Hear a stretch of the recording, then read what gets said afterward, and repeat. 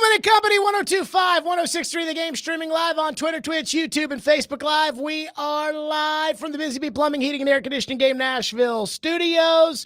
Here on the program, Ian is here today. Hello, Ian. What up, what up? Boy, I tell you, yesterday's show was fire. It's very exciting when the Titans win. People think they're like, you like doing this more when the Titans lose. No, I do not. It's more fun when they win.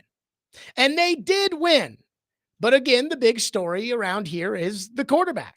And the fact that, yeah, they got to win as a team, but the quarterback wasn't involved really in any way in getting that win. It's funny, it goes on his record. Will Levis is 1-3 this year because technically he started that game. But we know reality. And so, again, a lot of people are talking about what to do to win games and who should be the quarterback and Rudolph or Levis. And I said this yesterday. I said, I don't care. I don't care. Do whatever you want because I don't really see the upside when it comes to Mason Rudolph. I mean, I know what the upside for Will Levis is. If he becomes the guy, you have the guy. I think he's proven that he's not the guy, but that's your business. If you want to make that decision, I've already made it. But what's funny is if you talk to these NFL teams, coaches, players, whomever, even if there's nothing to play for, and you ask them, hey, so are these meaningless games important? They will jump you and crawl right down your throat. Don't believe me? Just ask Gentry Estes last year, who when Mike Vrabel was asked about why is it important to win, he said, we need a win in the last game of the year, a meaningless game against Jacksonville. Mike Vrabel said, we need a win for a lot of reasons. Gentry asked, what are those reasons?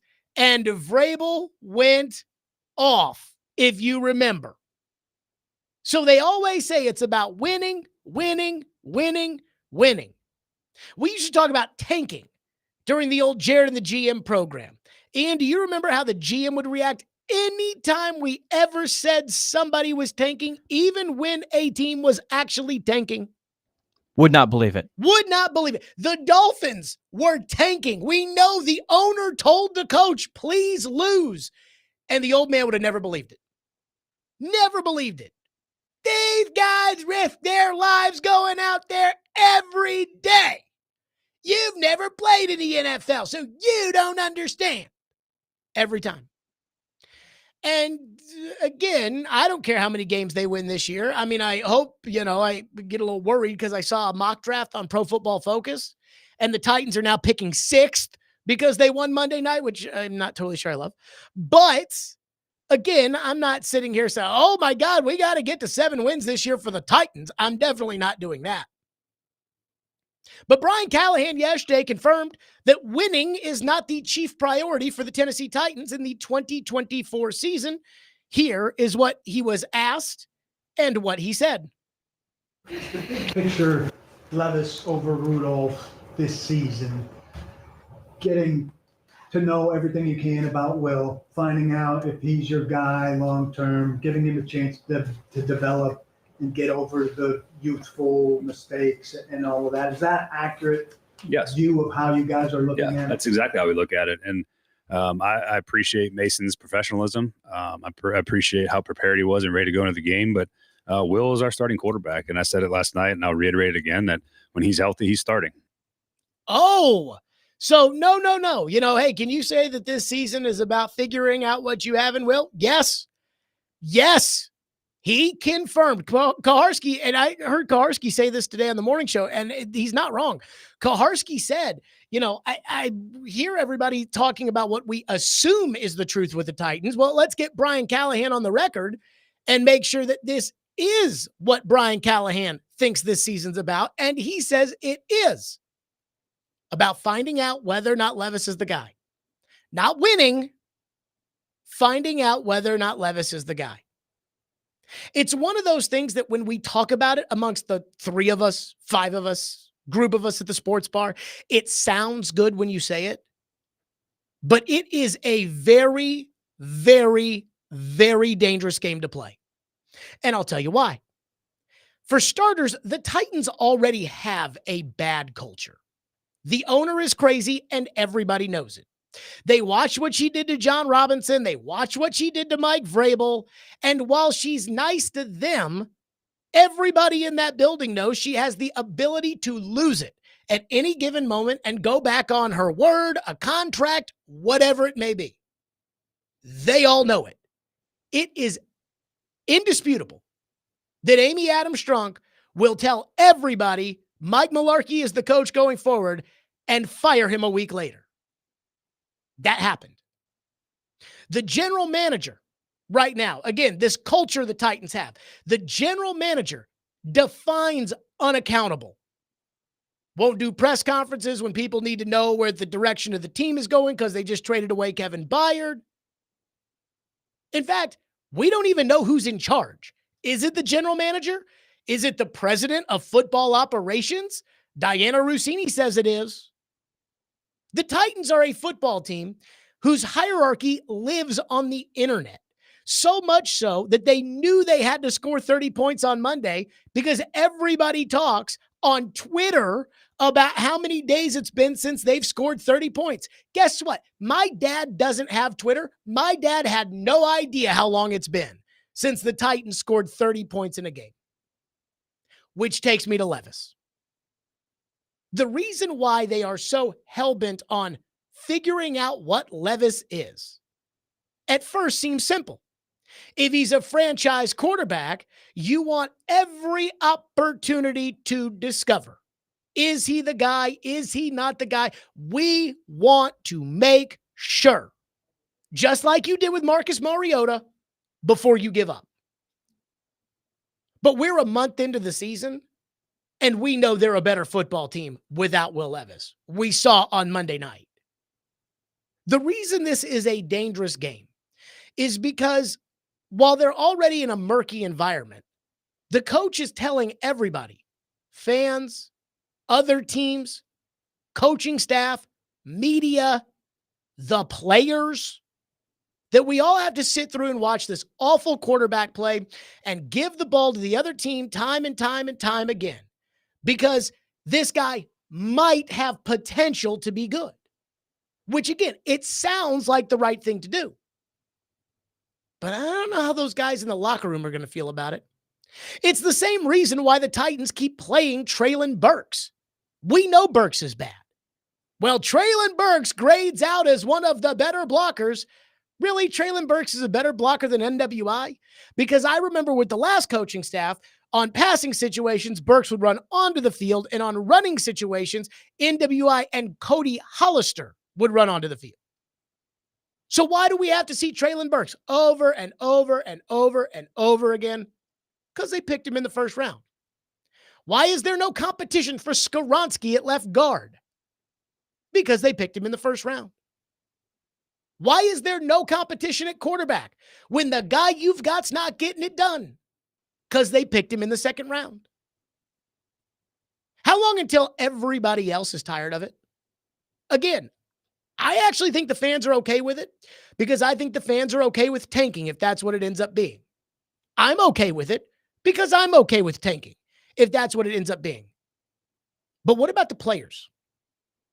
Just tune into the midday show and listen to D-Mace rant and rave about Will Levis on an almost daily basis. And let me ask you, do you think the players are interested in seeing what we have? I have heard nothing but Will Levis is young. He'll get over these mistakes. Peyton Manning threw these many interceptions. John Elway was bad. This guy was bad. I get all of that. But there hasn't been a game but one where he has not made a bonehead mistake. And then yesterday, so what you're telling me, Will Levis, you're 6'5". You can see over the line pretty much. You're 6'5", and you throw a pass to, I think it was going to DeAndre Hopkins. And that defensive end or whoever that guy was never really moved. Emmanuel Ogbah. Yeah, he was right in that same area that when before you snapped the ball And after you took the snap, he was basically in that same area. And then you mumble on the sideline, I did not see him. You know why you didn't see him? Because you have no you have no awareness. You have no field awareness. You don't have enough field awareness to be a starting quarterback each and every week. That's what you don't have. Now, if they want to bring you in to spell a guy for a bit here and there, that's great. I've never said Will Levis can't play in his league. Will Levis can play in his league, but he's not a starting quarterback. Okay. Sounds like the players might already be tired of it. So Brian Callahan can commit to Will Levis all he wants. And again, maybe it's because the plan is, hey, if this guy sucks and it looks like he's not getting any better, it looks like he's not going to improve, let's tank, baby. And I'm okay with it. But I don't think the players, the guys that you paid to come here, that you sold, hey, we want to build something special. I don't think guys like Tony Pollard and L'Jarius Sneed are going to accept it forever if Brian Callahan is going to say, well, I know the other quarterback gives us a better chance to win, but I don't think Tony Pollard signed up for that. I don't think Lloyd Cushenberry, who, by the way, needs to start playing better himself, I don't think Lloyd Cushenberry signed up for, well, we hope that in 5 years when we move into a new stadium, we hope we're good. I don't think that's why they came here. So if that's the plan, and maybe it is, if that's the plan, good luck keeping your team. Because the more the coach gets out there and says, hey, we're not really about winning, the less and less the players are going to want to show up for work on Wednesday to get ready for the next team. And it's not fair to Brian Callahan, but this is what you put yourself into when you took the job with Will Levis at quarterback. So if he's going to go down with the ship, he might lose his locker room in the process. Maybe it works out perfectly like it did for them in Cincinnati. But again, just because it worked for them doesn't mean it will work for you. It is a dangerous, dangerous, dangerous game to say, nah, we care more about seeing whether or not this guy can play quarterback than we do about winning. And that's where the Titans are. And the coach told us yesterday. 615-737-1025 is the phone number, 615-737-1025. Trevor actually opened my eyes to something yesterday when Trev said, you know, Brian Callahan can say whatever he wants. You know, he's got to say certain things, but what he does might be different. And Ian sent me something today that I listened to that I was like, maybe Brian Callahan isn't putting all his eggs in Will Levis's basket because he might not have really actually been hurt on Monday night. We'll get to that next. Stillman and Company, 102.5, 106 through the game.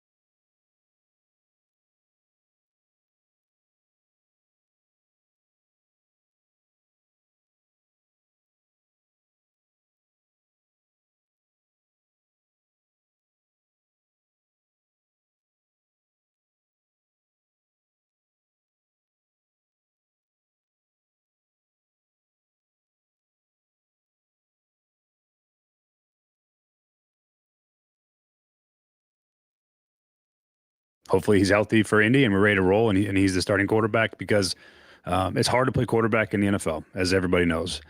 There does take some development. Guys make young player mistakes. You see it all across the league right now, and we're going to find out everything about Will that we can, and he's going to continue to grow and get better and play better.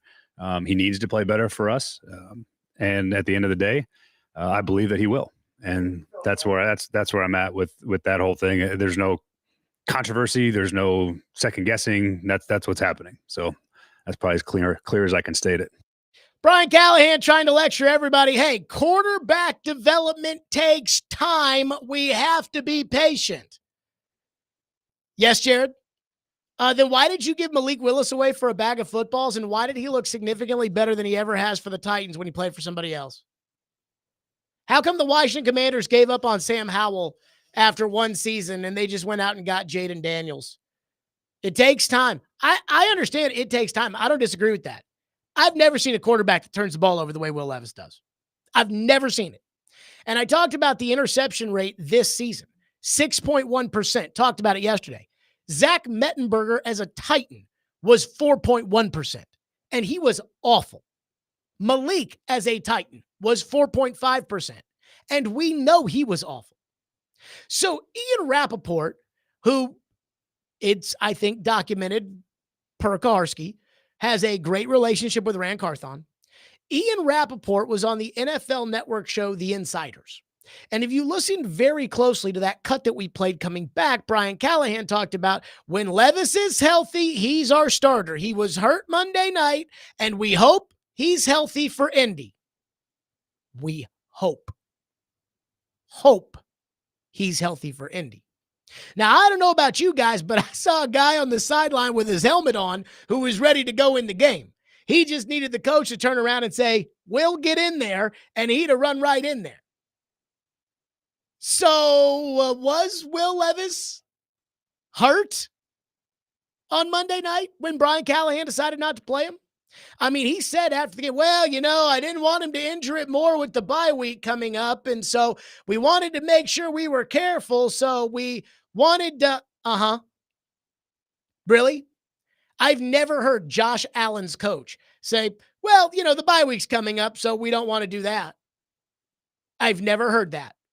The only time I have heard a coach sit there and say, yeah, I'm not playing this guy because of XYZ, other than he's too hurt to play, was when Mike Vrabel on two separate occasions decided not to play Derrick Henry. Once was in 2019 against the Saints because Derrick Henry had a bad-ish hamstring. And the game that really mattered for the Titans was the next game against the Texans because of the tiebreaker procedures with AFC losses versus NFC losses. So they played the Saints and Derrick Henry didn't play so he could rest his hamstring. The second time, when every single player except for Kevin Byard didn't play a Thursday night football game against the Cowboys at the end of 2022 because that game didn't matter, but the next week against Jacksonville was for all the marbles in the playoffs. So Simmons didn't play, and Autry didn't play, and Henry didn't play, and everybody except for Byard, who went to the coach and said, I'm in. Everybody didn't play. If you ask Mike Vrabel, for instance, he'll tell you that the injury rate in football is 100%. Everybody's dealing with something. Everybody's hurt all the time. And yet there was Will Levis on the sideline with his helmet on, ready to go in the game. No. Let's see how the other guy does. So listen to Ian Rappaport on NFL Network talk about the Titans quarterback situation and listen to how much he throws doubt on Levis's inability to return Monday and how much he brings up the health of the quarterback ahead of Indy in 2 weeks. Yeah, and they're still undergoing tests, still trying to figure out how serious this injury is. It doesn't sound overly serious, but that doesn't necessarily mean that he's going to be able to play. It's not next week as they have a bye, but the following week. So still trying to figure out when Will Levis is going to be 100% and on the field. But they were very clear. Brian Callahan was clear last night and again today that Will Levis is his starter 100%. It was really fascinating last night what was going on. One, Levis had his helmet on, an indication he wanted to go in. Two, the coaching staff and the medical staff were like, we are not risking this at all. Plus, when a guy is out there not 100%. You're not going to see 100% of his performance. Is going to be less. And then you do wonder, was part of it like, you know what? Maybe if we see Mason Rudolph, who is totally fine, maybe if you see Mason Rudolph, like that'd be interesting. Maybe they just wanted to see it. All of that happened last night with the Titans running the heck out of the ball and looking really good in the run game, not making a ton of mistakes and getting their first win. We will see how this goes from here. Yes, it is clear that Levis is their starter when healthy. It's just not absolutely clear when that's going to be. Oh, so again, Will Levis had his helmet on the sideline, an indication that he's healthy enough to play. By the way, as much as Brian Callahan told us, yeah, his arm, it was hurting, it was tight, it was this. Did he ever go to the locker room? Did he ever go to the locker room with the shoulder injury so that they could give him a little juicy juice in that shoulder and get him back out there? I believe it's called Toradol. Did they ever give him a little juicy juice? Now, they could have at halftime, but I don't think they did. So Ian Rappaport basically told you, again, we've talked about the difference between I'm telling you I think and I'm telling you, and it sounds like Ian Rappaport was telling you Levis could have gone back in the game Monday night, but they decided they didn't want to put Levis back in the game Monday night. And then Ian Rappaport told you that they're waiting until he's 100% to go back out there. And that might not be Indianapolis next week. What's that sound like to you? Will Levis is our starting quarterback. Is he starting in 2 weeks? Well, I mean, no. No, we're going to, but he's not 100%. Whereas, again, the previous coach, Mike Vrabel, anytime, nobody's 100% in this league. Guys, this is the fan base that lived through Steve McNair. You think Steve McNair would have been on the sideline with a helmet on? I mean, Steve McNair, to not play in the game, would have had to be unconscious, or the game would have had to not matter. Like, that's it. I mean, there's a shot of him after he got his sternum lit up by the Chiefs in 2000 where they're carting him off, and Steve McNair literally looks like he's not even aware. Floyd told me that McNair walked in his office after it was over and was like, I couldn't breathe. That's what has to happen to get McNair off the field. And instead, Levis has got his helmet on. Coach, I'm ready to go back in. No. We want to make sure your fingernails are okay before we put you back in the game. I mean, Callahan sitting there talking about how, his arm was bothering him and, he was trying this and he was trying. Did you send him to the locker room? I mean, he went to the blue tent for all of about 5 seconds, and then he just stood on the sideline the rest of the game. Ryan Tannehill played the Chargers. He got carted to the locker room and came back and finished the game. So it kind of sounds like, even though Callahan's telling everybody that I'm behind Levis, and Levis is my starter, and Levis is the man, and this, that, whatever he said. And I get it. Kind of sounds like it was a secret benching. It kind of sounds like no, you're too hurt to go back in. But coach, no. Whereas if it was Josh Allen or Joe Burrow or Patrick Mahomes, or they'd have said, screw you, coach, I'm going back in the game. But not Levis. And again, I think Ian Rappaport is telling you that Levis might not have been too hurt to go back in, but Brian Callahan just said, no, let's make sure he's okay. Sneaky. That Brian Callahan. 615-737-1025, which is our phone number, 615-737-1025. A lot of you want to weigh in, so we will do that. 615-737-1025. So I heard a good question asked about Levis, which was, Levis has thrown all these interceptions this year. Why wasn't Levis throwing all these interceptions last year with the previous coaching staff? And I have a couple of theories on that. We'll do that and get to your phones next. Stillman and Company, 1025-1063 The Game. Let's talk Hiller Plumbing, Heating, Cooling, and Electrical.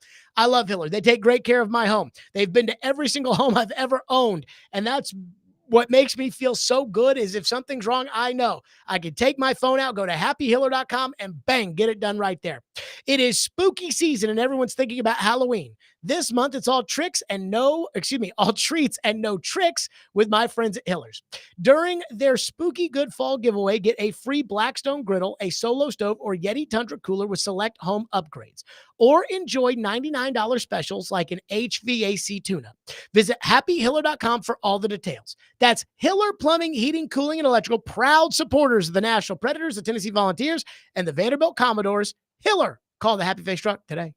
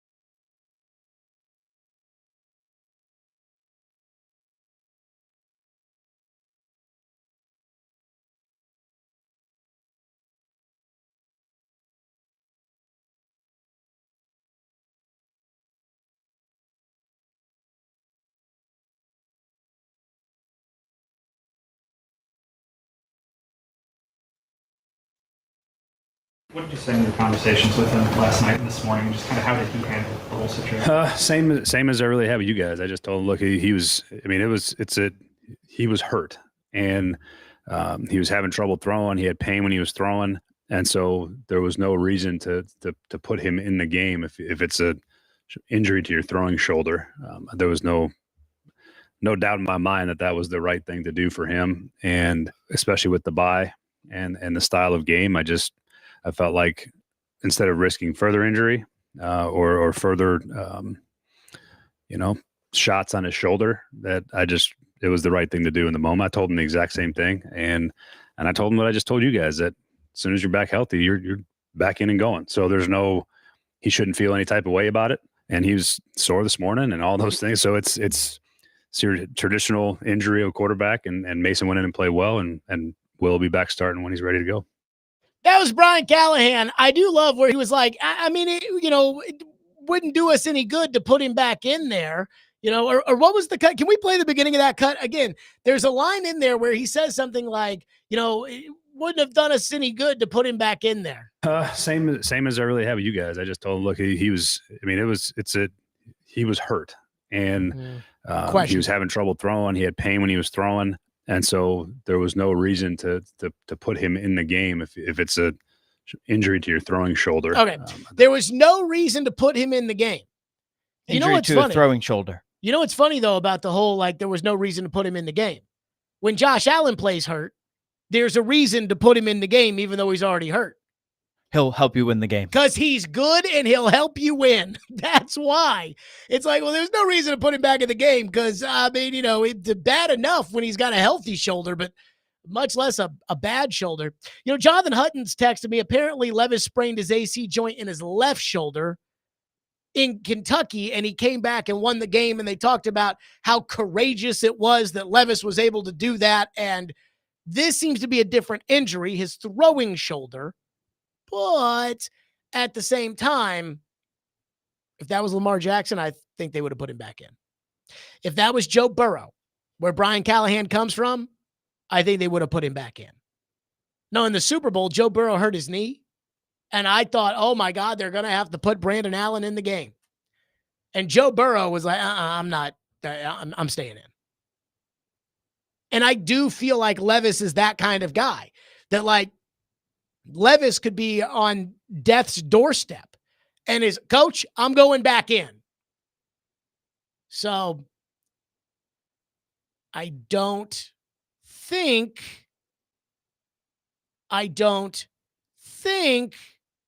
that they held him out because of the injury as much as they held him out because he was turning the ball over. And they're using the injury as an excuse, and they're going to sit there and they're going to pray that Will Levis goes out there whenever he's 100% healthy and he's not going to turn the ball over, which would be hard for me to believe, given the fact that he turns the ball over every time he's out there on the field. Speaking of the turnovers, I think there's a big talk about why isn't Will Levis turning it over like he was last year. Grant says, and our phone lines are driven by WilsonCountyHunter.com, Levis is having more turnover trouble this year compared to last year because he is running an offense that doesn't maximize his skill set. Callahan is forcing him into his system instead of utilizing his strengths. Our best success comes in play action, yet Callahan wants quick read passing. That has never and will never be Will Levis. Callahan's inability to maximize his quarterback strengths and Levis's inability to make the quick reads is an indictment of both of them. See, I don't think that's true. I actually think that Brian Callahan's system, which is the Shanahan-McVay West Coast offense, as opposed to the Tim Kelly, Earhart, Perkins offense, I actually think that is what's better for Will Levis, because that's what Will Levis ran at Kentucky when his coach was Liam Cohen, who is now running that with Tampa Bay. So I actually think the system the Titans run, the 1-2-3 back kick go, I actually think that that's better for Will Levis than the previous system. The reason I think that Will Levis is throwing more interceptions than he was throwing last year are twofold. Number one, this coaching staff is letting him do more. Last year, they babied Will Levis. They'll never tell you that, and they'll probably never tell him that. But I guarantee you, they did not give him the options they gave Ryan Tannehill. They had Derrick Henry, and they were coaching for their jobs. And a defensive coaching staff, and when the head coach is a defensive guy, you've got a defensive coaching staff. A defensive coaching staff tends to take options away from a young quarterback, and then they give them over time. This coaching staff is an offensive coaching staff. They're here to maximize Levis and turn him into the guy. So they want him to do more. I keep going back to the Tampa game last year, where Tim Kelly just took away any option Levis had to throw the ball down the field because Levis proved he was going to be irresponsible with it. And now all of a sudden, here come the bubble screens for Kyle Phillips. Or before the half against Pittsburgh, when the Titans could have tried to go down and score a touchdown and take a commanding lead. And instead, Mike Vrabel said, hand the ball off to Tajay Spears and kick the field goal, because I don't want you screwing this up. That's the first reason. I think the second reason is defensive coaches around the league watch tape too. And now they've got tape on Levis, and now they know what his weaknesses are. You think Miami, after last year, after Miami got him to throw an interception to a dropping defensive lineman, you think Miami was like, hey, let's drop some defensive linemen on him again? Of course. Dylan texts into the text line and says, I think the issue is that he's had 4 different offensive coordinators and he's had nothing but bad offensive lines. When he had a good line at Kentucky, he was outstanding. Other than that, every time he has a bad line, he plays terribly. Now, I think he is like Mariota and sees ghosts, and his time is all screwed up because of the line. I said last year, when you guys, Robbie Stanley, we got to see what we have in Levis. I said, you're going to ruin him if you put him behind that line. Well, it's never going to be perfect. No, it's never going to be perfect, but you can get a right tackle. They chose not to, but they could have gotten a right tackle. Again, it's never going to be perfect, but it doesn't have to be this bad. Pro Football Focus has you ranked as the 31st offensive line in the NFL. Only the New England Patriots are worse than you. And considering that I haven't watched a down of Patriot football, including the Thursday night game they played where they got slaughtered by the Jets, I can't tell you what their offensive line looks like. In fact, according to Pro Football Focus, your line stunk on Monday Night Football. I mean, I hate to say it. Like, that's reality. One texter says that Jonathan Hutton, and he texted me, went on the midday show and said that Levis played with a sprained AC joint in his left shoulder at Kentucky, came back and won a game and got praised for it. Well, again, at Kentucky, think about what the job of the coach is there. The only job a college coach has is to win. That's it. Brian Callahan told you yesterday, his job's not to win this year. His job is to try to develop Will Levis best they can, which will be counterproductive for winning, but that's okay because none of us care about how much they win or lose this year, right? Well, that's not the job of a college coach. So when the trainers say he can go back in, he puts his helmet on, Mark Stoops is saying, get back in there. Brian Callahan's like, I have a chance to win a game and not have everybody complain about me for 2 weeks straight. You stay over here. We're going to go ahead and put the other guy back in there. One texter texted in at 2:00 on the dot and said, hope this ain't hate Will day again. Texter, what has Will Levis done in the first month of the season to give you any hope that he doesn't completely suck? And when you tell me what that is, then we can focus on it. But what tangible thing out there have we seen from the first month of the season to give us any hope about the young quarterback? Don't tell me about last year, because last year wasn't good enough. You fired the coach. Don't tell me about last year. Tell me about this year. And the answer is nothing. It's nothing. He completed one pass, a ball to Calvin Ridley against the Jets, that I thought should have been intercepted and is the most unlikely completion, according to Next Gen Stats, of his career. Other than that, what's he done? What good did he do in Green Bay? What did he do against the Dolphins? I heard him talking about it on NFL radio yesterday. They kept saying, what makes you think he's going to change? So as long as he's the quarterback and as long as the entire season is figuring out whether or not the quarterback's any good, we're going to talk about what the quarterback does. If you think this is just hate on Will Levis day, I don't know what to tell you. But there's nothing good that he's done this year. Not one good thing. So what am I supposed to say? 615-737-1025, which is our phone number, 615-737-1025. You want sunshine? Chris Sanders joins us next on the program. Who knows what Chris is going to say? I certainly don't. His reaction to Monday night. We'll do it next here on the program. Let's talk Window Nation. I love Window Nation. In fact, I'm thinking about getting some windows replaced at my home, and you know that I'm not talking to anybody else. I'm talking to Window Nation. Because right now, if you buy 2 windows, you'll get 2 windows free. Plus, you don't have to pay anything for 24 months. So hurry, because the sale ends October 31st. Schedule an in-home estimate right now at 866-90Nation or by visiting windownation.com. Again, buy 2 windows, get 2 windows free, nothing down, and again, nothing for 24 months. And the sale ends October 31st. 866-90Nation, windownation.com.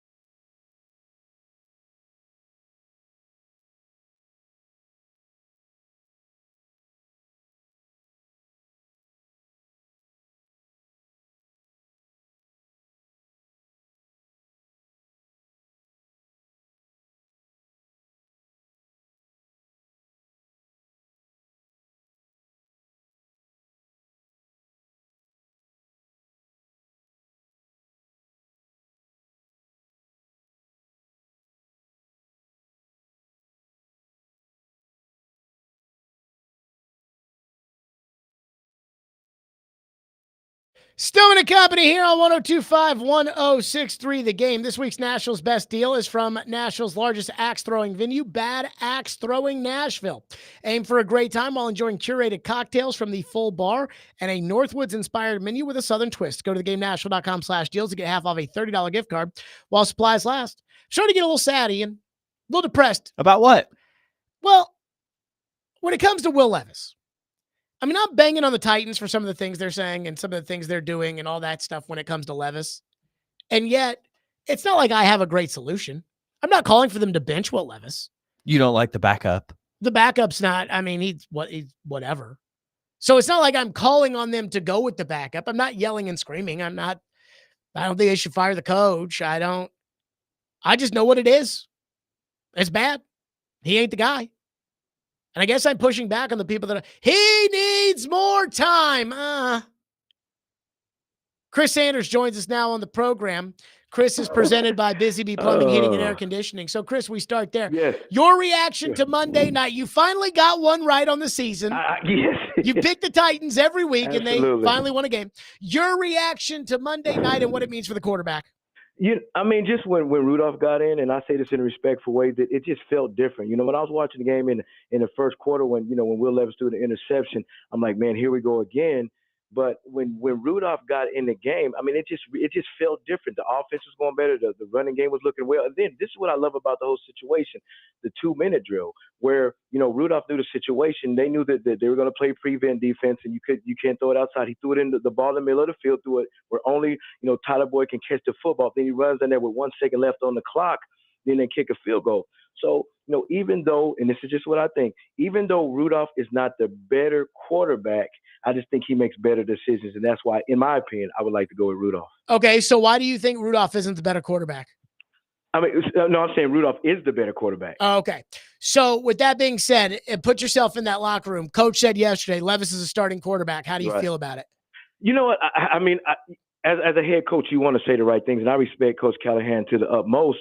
He's just saying that because, when you start talking about the quarterback controversy, it becomes a distraction. But here's what the fans and we might see, in the Colts game or games down the road, to where Will Levis may start the game, but if he makes an interception or makes bad decision, then they're going to start putting Rudolph in more and more. So, even though Callahan says that quote, that Will Levis is the starting quarterback, you're still going to have a situation that if Will Levis struggles, then you can have Rudolph coming in the game.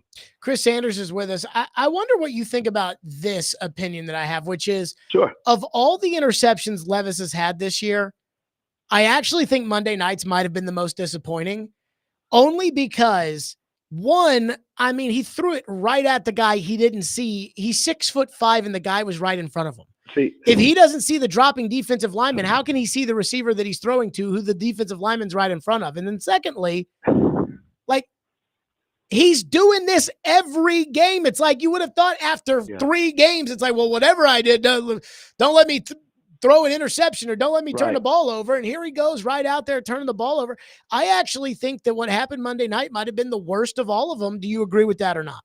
I think the worst of all of them was last week when they played against the Packers. And the reason why I say it is because if I'm a quarterback, and if you look at some of the great quarterbacks in the league, you got Tom Brady, you got John, all those guys, they watch the body language of the secondary. They watch the corners, they watch the safeties. And if you look at that Packers game, you have Xavier that's sitting at 5. He's looking at you. When he's looking at you, he's watching your drop, and he has his butt to the sidelines. That means that I'm focusing on everything that comes inside.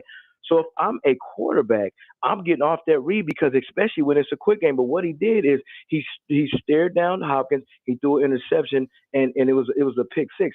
Those are the type of decisions that I'm talking about. Then you look at this week against the Dolphins. In my opinion, that's just a great job by the defense, because when you have a guy blitzing and somebody replaces, you have to understand coverages. You have to understand what the front is doing, because if somebody's going, then somebody's replacing. And as a quarterback, I have to know those type of things if I'm going to be an elite quarterback. Do you think that he'll ever learn? Because each week it's the same problem. We've talked from the first preseason game until now about protect yourself or you're going to get hurt. And there he is on the sideline, granted with his helmet on. It looked like he was ready to go back in the game, and the coach said no. There he is out of the game with an injury, because he was diving for a first down on the second drive of the game. Right. I just think that, as a quarterback, you want to be smart. I'm not saying he's not smart. I'm just talking about you got to understand what is at hand. In Kentucky, you can get away with that. But when you're in the league, guys are fast and guys are strong. You don't want to start diving and, trying to run over people. You got to understand it's not about being tough. It's about making the right decisions. So if I got a situation to where I got a chance to get the first down, I'm going to slide, or I'm going to make sure I protect myself from being hurt. Listen, I can't judge a man's heart, because everybody's different. I know he wants to dive and show everybody that, okay, I'm doing everything that I want to help my team. But if I had to judge his heart, Chris, I'd say he's got a great heart. I think his heart's in the right place. He wants to be a great player. He wants to win. I don't have any problem with that. but you got to be smart, because if you look at you got to be if you look at Michael Vick did the same thing earlier in his career. Then all of a sudden they started to catch up with him. Now he started to slide as opposed to doing the heroic thing. I understand that he wants to do the heroic thing. I understand he wants to do those things, but you got to understand, you got to live another down so you can play another week, because if you don't, you're going to get hurt. And that's exactly what we saw with the Dolphins. So if you were on the team, sure, even though Brian Callahan came out yesterday and said Levis is the starting quarterback, period, you would still think, oh, no, he's just saying that for the cameras. He's going to put Mason Rudolph in there? I wouldn't say that. I would just prepare for both quarterbacks, because if you know the situation with Neil O'Donnell and Stillman, both great quarterbacks. But we kind of knew that, a little bit sometimes Mac would struggle a little bit, and we knew that Neil O'Donnell had the potential to come in. So both of those guys work with the first group. So I knew both of those guys. So what I did in my mind, I don't care who started. They can have Neil O'Donnell, Steve McNair. I don't care who they have. I'm going to prepare for both guys. So that's the same thing with this situation with Hop and, Calvarelli and Tyler Boyd and Chig and all those guys. They can't just say, okay, I'm just going to wait for Rudolph to get in. No, I got to prepare like both guys are the quarterback, and that's kind of how I handled it. If you were on that team and you got ready for Indy and the coach said Levis is playing no matter what, and you got out there in the game and Levis played the way Levis has played, and the coach wasn't considering going to the other guy, you wouldn't have a problem with that? I mean, it's not that I wouldn't have a problem with it. I just think that, what would it be for me to go to my offensive coordinator and say, put the other quarterback in? If the other quarterback heard me, that was in the game, and he heard me say that, it causes dissension. I would just say, you know what? I don't care who's in the game, and I'm not trying to be politically correct, because this is my mindset. I'm just going to say, you know what? Whoever's in the game, I got to go out and make my quarterback better. So if you put this quarterback in or that quarterback in, I got to do my job, because if that quarterback hears me saying put that other guy in, now you got a wedge between the team, and it can snowball into something bad. So I would just handle it of whoever's in the game. I'm going to make some plays. Chris Sanders with us. Chris, do you think it's a bad thing that Jeffrey Simmons gets hyped up as much as he does? We complain about his lack of production. He doesn't play, and they play their best game as a defensive line. I mean, he's got to produce. I mean, you're right, because you're right on that. I mean, he's got to produce. I mean, you got Sweat that's balling out. You got Simmons that's balling out. I mean, you're not balling out. You got Landry that's balling out. So now Sebastian Joseph Day was balling out. Absolutely. So now we should say to put your money where your mouth is. You got to start performing. You got to start living up to the hype. I'm not saying he's not living up to the hype. And I'm a Jeffrey Simmons guy. He's a disruptor, and I know you hate saying that, but he's still got to get some sacks, and he's got to get to a point to be not just a player on that defense, but he's got to be that impact player, because you're getting paid like it. Devante Adams is on the trade market. You have any interest in Devante Adams? No, absolutely not. I understand he's a great talent, but absolutely not. To be caught on camera during a freaking football game talking about your quarterback, trash. Sorry. I understand he's a talent. I understand he'll catch you a ball here and there, but I wouldn't want him. I would not want him on my team. I would not. Everybody, go get him. He's great. He's a great player, but your attitude sucks. I would not want a guy on my team, and talk about my quarterback and the cameras in my face. Oh man, I don't want to be here. Our quarterback sucks. So you think that same attitude, the same attitude that he has with the Raiders, is going to change if he don't get the ball here? Absolutely not. I would not want him on my team, and I say that respectfully. I'm talking about the player now. I'm not talking about the person. I say that respectfully. Last one for you. 1-3, team stinks. It was the ugliest Monday night game I think I've ever seen. Do you have any hope for the playoffs this year? Yeah, I really do. And the reason why I say I have hope is because look at the AFC South. I mean, you got Houston, who's pretty good.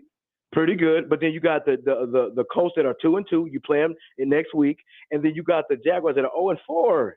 So you still have a chance. You play the Texans twice. You play the Colts twice. You play the Jaguars twice. The Jaguars are 0-4. The Colts are 2-2. 2-2 is better than you. But you play them this week or next week. So you have a chance to beat them at home, and now put yourself to where we can go to the Texans and go beat them. Absolutely, I think with the way the defense is playing, if we get the quarterback situation taken care of, absolutely. I think you can get the defense playing the way they're playing if you get the other team's quarterback that they had the other night out there, because my goodness gracious, was he bad. Chris Sanders, as always, on the program. Chris, we will not see each other this weekend with the bye upcoming, which is very disappointing. Did you miss me? Did you miss me last week? I thought Derek and I had a very good show. Hey, and you know what I'll say to that? And I say that respectfully. Get on my phone. Chris Sanders, as always, on our program. Chris, take care of yourself. We'll see you. Appreciate you, brother. Love you. Yeah, love you too. Chris Sanders joining us, presented by Busy Bee Plumbing, Heating, and Air Conditioning. I said it respectfully, as Chris would say. So Chris thinks there's a chance for the playoffs. I feel like Jim Morris Sr. over here. Coming up next, I said before the game on Monday night, it actually made me very sad that I wasn't sure if I wanted the Titans to win or not. And then when I watched the game, I was happy that they won. But then I saw something today. We'll get to that next. Stillman & Company, 102.5, 106.3 The Game.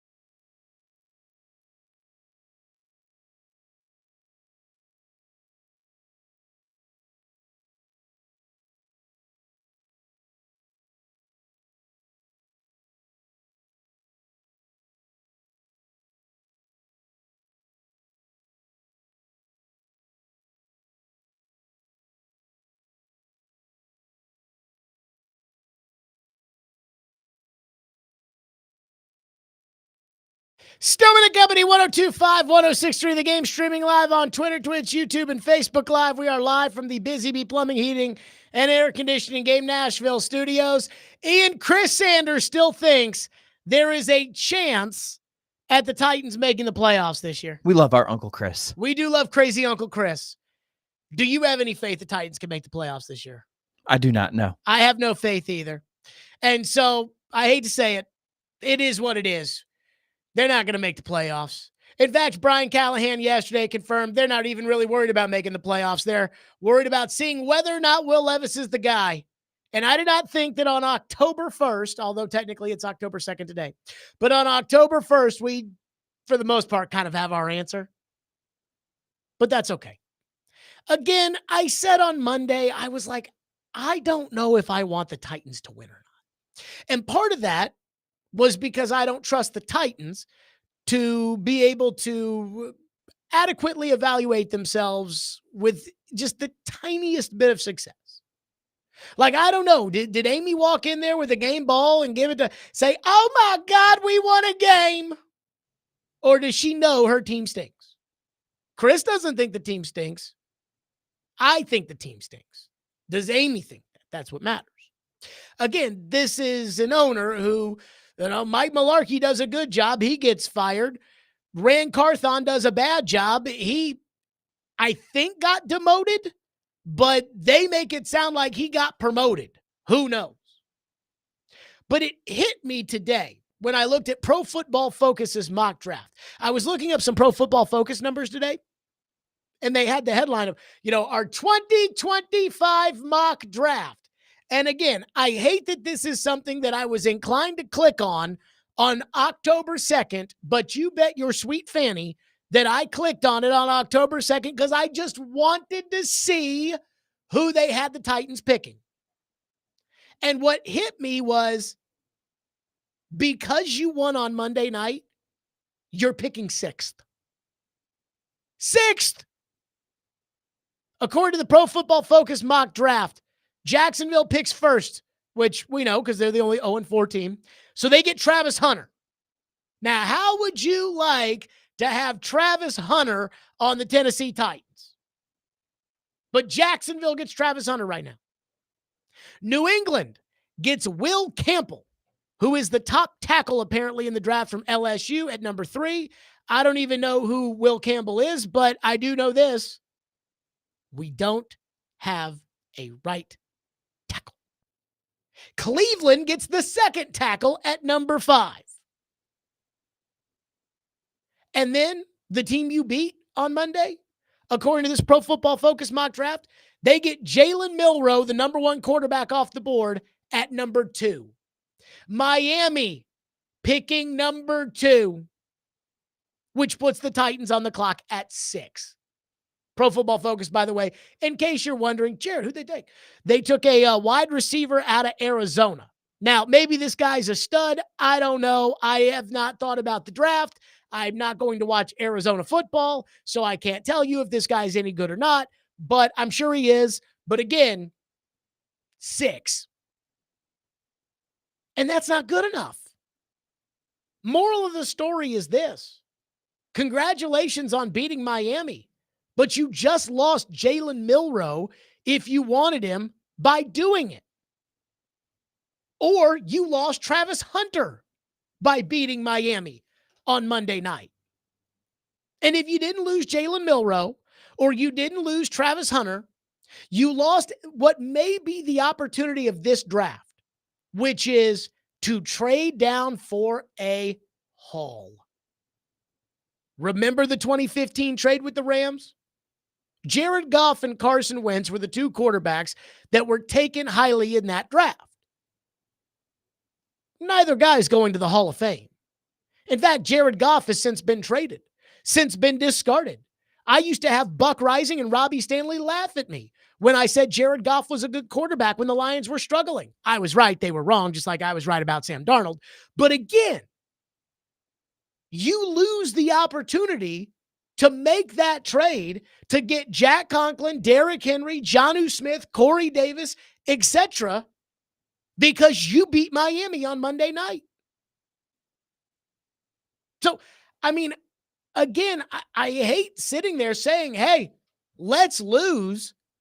But this team is so bad, both at the quarterback position and at the other positions, that they need a super, super, super high pick, because they either need all of the picks that you get from trading down so that they can fill the holes on the roster, or they need a super, super, superstar player so that they can mask the holes on the roster. And while you can get Derrick Henry in the second round, and you can get A.J. Brown in the second round, and you can get these players in the second round, I get it. I would argue that I feel a lot better about Travis Hunter being a superstar in the NFL than I would say that I feel about some guy you might take in the third round. My theory, once you get past the top 60, in the draft, take as many shots as you can, because some of those guys are going to be good and some of those guys are going to be bad. I had Robbie Stanley. We got in an argument today, which I'll bring up later, but we got in an argument today, and Robbie was crapping on Rick Spielman, the former general manager of the Vikings. And, the guy that built this team that Sam Darnold just went to and now all of a sudden is best team in the league. And Robbie was like, oh, yeah, the guy that drafted Kellen Mond. I'm like, in the third round? Like, who cares? The third round, you're not supposed to get stars in the third round. You're supposed to get your stars in the first and second round. And when you have a high first pick, you are more likely to get a star. So with each little win over Snoop Huntley costs you the opportunity at Travis Hunter or Jalen Milroe or the corner out of Michigan that Trevor's in love with, or Will Campbell, or the tackle out of Texas, or whomever, or the option to trade down and get the haul, or again, you put yourself in that position by winning, and I hate it. But because I know this team is terrible, I know that the hope that this organization has that they're going to figure out the quarterback position this year, that they're going to find out if Levis is the guy. I know the answer. I know it. It ain't going to be him. Derek and I were talking about that before the show today. Derek was like, look, I know what I'm looking for, and I know it's not him. So if I'm going to have to sit through Will Levis playing quarterback all year, I mean, I want the number 1 pick, or I want the number 2 pick. And so, yay, you beat Miami. And as Brian Callahan said, winning justifies our process. Well, now you're picking the receiver out of Arizona with the 6th pick. Which, hey, maybe he'll be good. J.C. Latham looks like he might be good. But it ain't Marvin Harrison Jr. It ain't Jaden Daniels. And that's kind of where I am right now. Which is, if you're going to make me sit through Will Levis football, then I want a high pick next year, because this team's not going to the playoffs. 615-737-1025, which is our phone number, 615-737-1025. A lot of people want to weigh in, so we will get to that at 615-737-1025. Plus, did you think the offensive line looked better on Monday night? Did you think they looked better? Certainly didn't give up as many sacks, right? Why that might have been a mirage. And don't take it from me. We'll get to that next. Stillman and Company, 102.5, 106.3 The Game.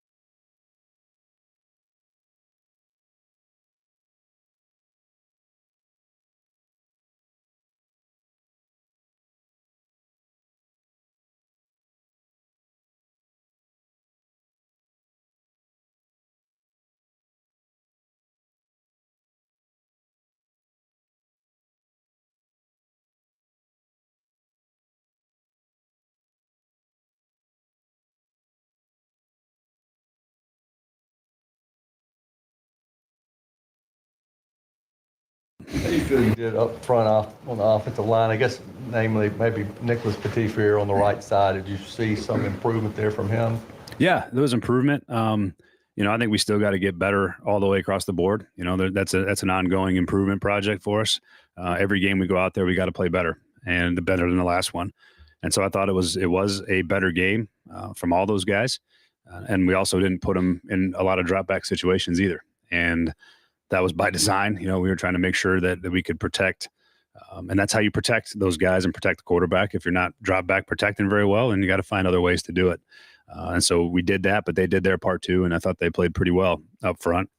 But yeah, we got to keep getting better every week. At no point will I ever tell you guys that we've arrived up front. I mean, they got a lot of work to keep going and things to improve on. So we'll just keep at it. At no point will I ever tell you this offensive line's arrived, because just like this quarterback, this offensive line doesn't have the potential to actually arrive.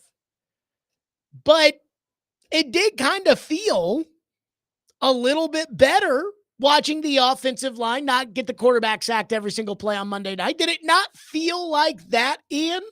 I mean, I don't remember anybody taking any major big hits in the pocket. And then Tony Pollard ran for 88 yards. Not bad. We got to give him credit there. Spears got a touchdown too. Spears had a touchdown, which I cannot believe Miami, after the Titans showed their hand, screwed it up, and had to call timeout. Miami did not have somebody like a linebacker just hovering over Spears, knowing that he was going to be in the Wildcat taking the snap. But that's their business. Their pass rusher got hurt in the game, and he's out for the season. Jalen Phillips. Yeah, he's out for the season. Which is another thing to remember. Well, guess what? If you thought the Titans' offensive line played better on Monday night, according to Pro Football Focus, you're wrong. They didn't play better on Monday night. According to PFF, the Titans' offensive line currently ranks 31st in the NFL and did not see an improvement in their ranking from the game Monday night. The 31st offensive line, according to PFF, actually averaged negative 0.4 yards before contact running the ball on Monday, which was dead last of any team in the NFL. So think about that for Tony Pollard. He ran for 88 yards, splitting carries with somebody else on a team that was fine with run, punt, or run, kick a field goal. And his offensive line was giving him negative 0.4 yards before contact. Remember how you guys said, Jared, you have to admit it, he's not the same Derrick Henry anymore, only to see Derrick Henry barrel down the sideline for an 88-yard touchdown Sunday when he's finally got an offensive line in front of him? Imagine what Tony Pollard could do if this team actually had a line. And the Titans, according to Pro Football Focus, allowed 11 pressures on 22 dropbacks, third worst last week in the NFL. So again, according to Pro Football Focus, the Titans had the worst rushing offensive line and the third worst passing offensive line, which probably only happened because you dropped back 22 times. So why did it look better? I have a couple of reasons. Number one, they were winning the game the whole time. And when you're winning the game the whole time, you don't get as mad about things. Oh, Latham missed a block. It's okay. Not, oh, God, PT again. What are you doing? It's different when you're winning. And because when you're winning, number two, they don't have to get big chunk plays in the fourth quarter. There's not like a 3rd and 9 when you're winning where it's like, okay, bow up offensive line. Quarterback's going to have to stand in the pocket. You're going to have to let those receivers get 9 yards. You're going to have to give him some time. You don't have to do that when you're winning. Because when you're winning and the other team can't throw, it's very simple in the fourth quarter of a game to say, hey, it's 3rd and 9, turn around, hand it off to Spears, get 2 yards, put the punter out there. Let's go. I mean, go back to that Bengals playoff game where the Titans knew in a tie game they didn't want Ryan Tannehill throwing the ball anymore. So did the Bengals. First down, Derrick gets nothing. Second down, Derrick gets nothing. Now it's 3rd and long. Tannehill has to throw, and he ends up throwing the death interception because you knew that if you punted to Cincinnati, Joe Burrow was going to get the ball. Joe Burrow wasn't playing for the Dolphins on Monday night. And number 3, the reason why the offensive line looked better, even though they weren't, was because Mason Rudolph gets the ball out faster than Will Levis does. His time to pass was 2.42 seconds. Levis for the season is averaging 2.83, which means Levis holds on to the ball longer than Rudolph. And Levis holds on to it longer, where his pressure to sack percentage of the season is 30.6. Rudolph on Monday was 14.3. So pressure to sack. Mason Rudolph, 14% of the time on Monday night. Will Levis for the season, 30.6. Now, again, some of that is because when you're winning, Mason Rudolph doesn't have to hold on to the ball. He can get rid of it. When you're losing and Green Bay's got a double-digit lead early in the second half, well, on 3rd and 9, Levis has to hang back there in the pocket and try to make something happen. And the fourth reason Ian brought up, Jalen Phillips was constantly in and out of the game, and Jalen Phillips is out for the season. So the offensive line, again, my guy, Jim Wyatt, love him to death, but asking, hey, do you think the offensive line got a little bit better? The answer is no, they didn't. They did not get better. See, the reality with the Titans offensive line is this. Titans offensive line needs a new right tackle because it's Nicholas Petit-Frere, but Jim Wyatt said Nicholas Petit-Frere. And so that was in my head. The reality is the offensive line needs a new right tackle because Nicholas Petit-Frere, a.k.a. PT, sucks. We all know that. Skoronski is a bust. I don't care what TV says. He is a bust. That being said, you should be able to get by with Skoronski because you can play with bad guards.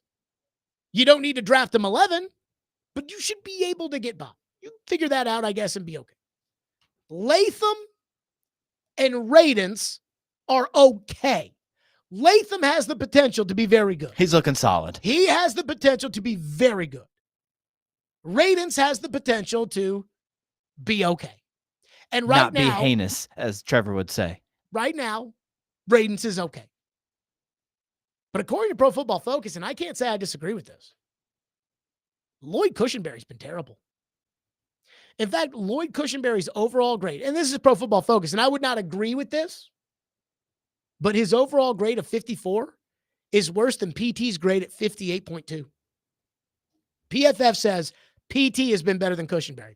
And I don't agree with that, but Cushenberry's been a disappointment. Now, I figured when they signed him, it was going to be league average. Hey, I know you're going to pay top of the market for league average, but it's because it's, if anybody's worth keeping, they sign them, except for Dallas, who, has blown their entire team up because they're morons. But you got to pay the guy. Like, he's going to have to suck it up. But I didn't think it'd be bad. And it's been bad. So again, if you want to get in your feels about, hey, maybe the offensive line played a little bit better this game, according to Pro Football Focus, the answer to that is no, they did not. 615-737-1025. I promised phones. We'll get to them next. 615-737-1025, because a lot of you guys want to weigh in on this. So that's exactly what we will do. Stillman and Company, 1025-1063 the game. And let me see if I have anything important that I need to tell the fine folks out there about. Tune into 94.9 The Fan this Saturday for Vandy football. The Commodores will take on Alabama with pregame coverage beginning at 1:30 and kickoff at 3:15. Coverage is also available on the 94.9 The Fan app and at theGameNashville.com. And our college football game of the week is this Saturday at 11 a.m. Missouri takes on Texas A&M, presented by Twin Peaks. Take your tailgate to Twin Peaks home with 29-degree drafts and wall-to-wall sports.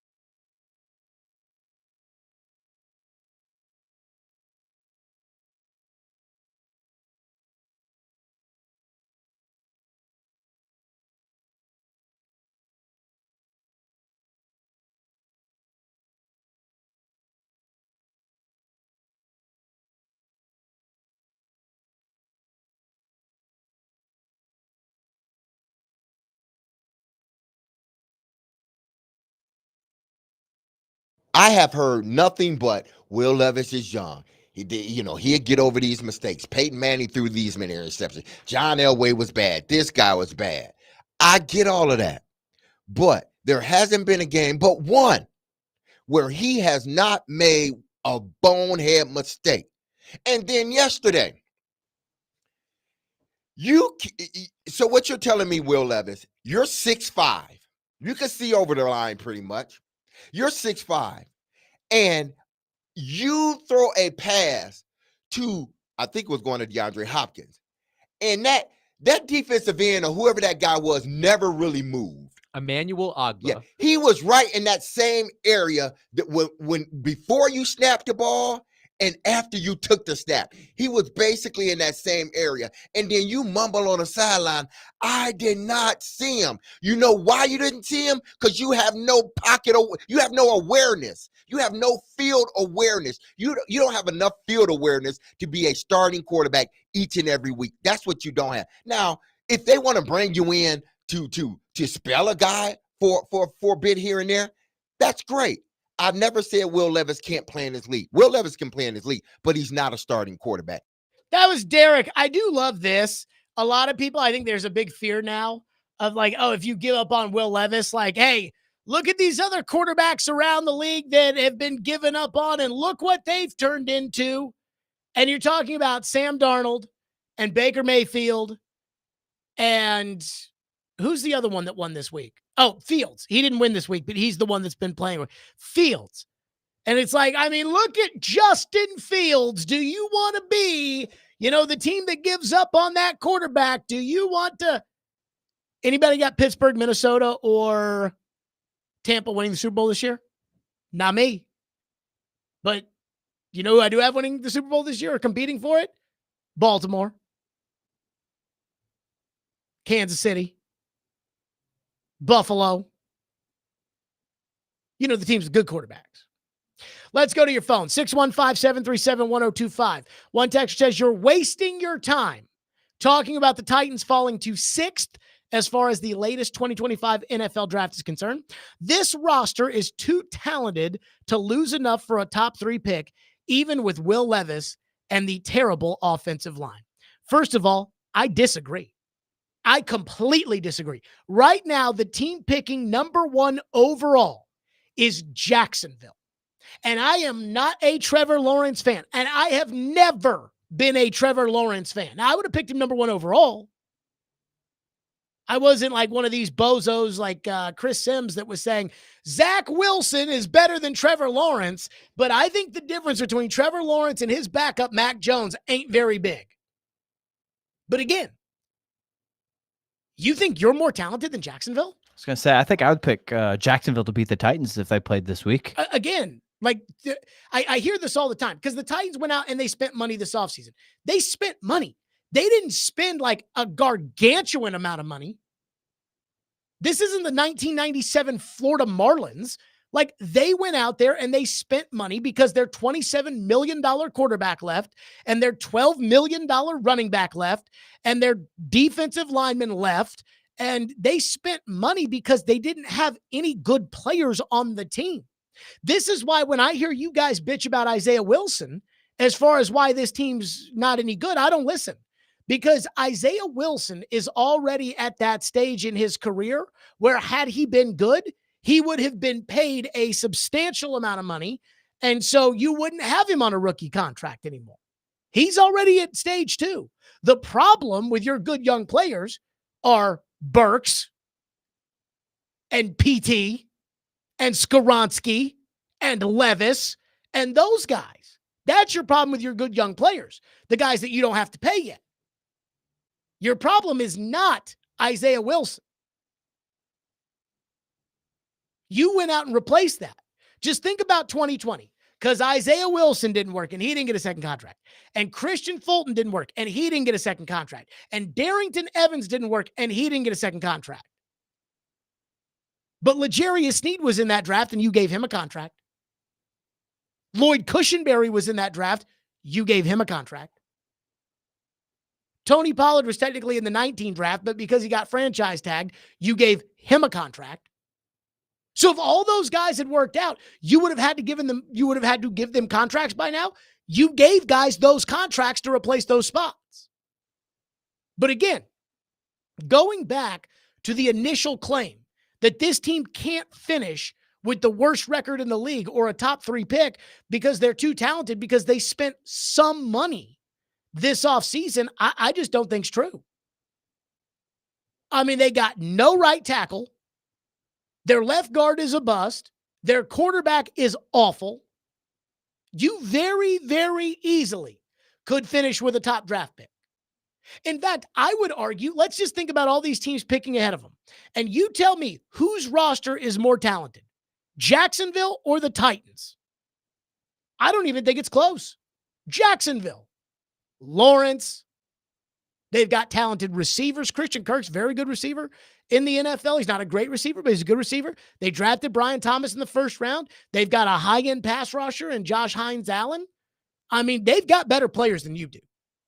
Which is why when Doug Peterson's up there and he's asked about his job and he gets all crappy about it and is like, I mean, that's a weird question.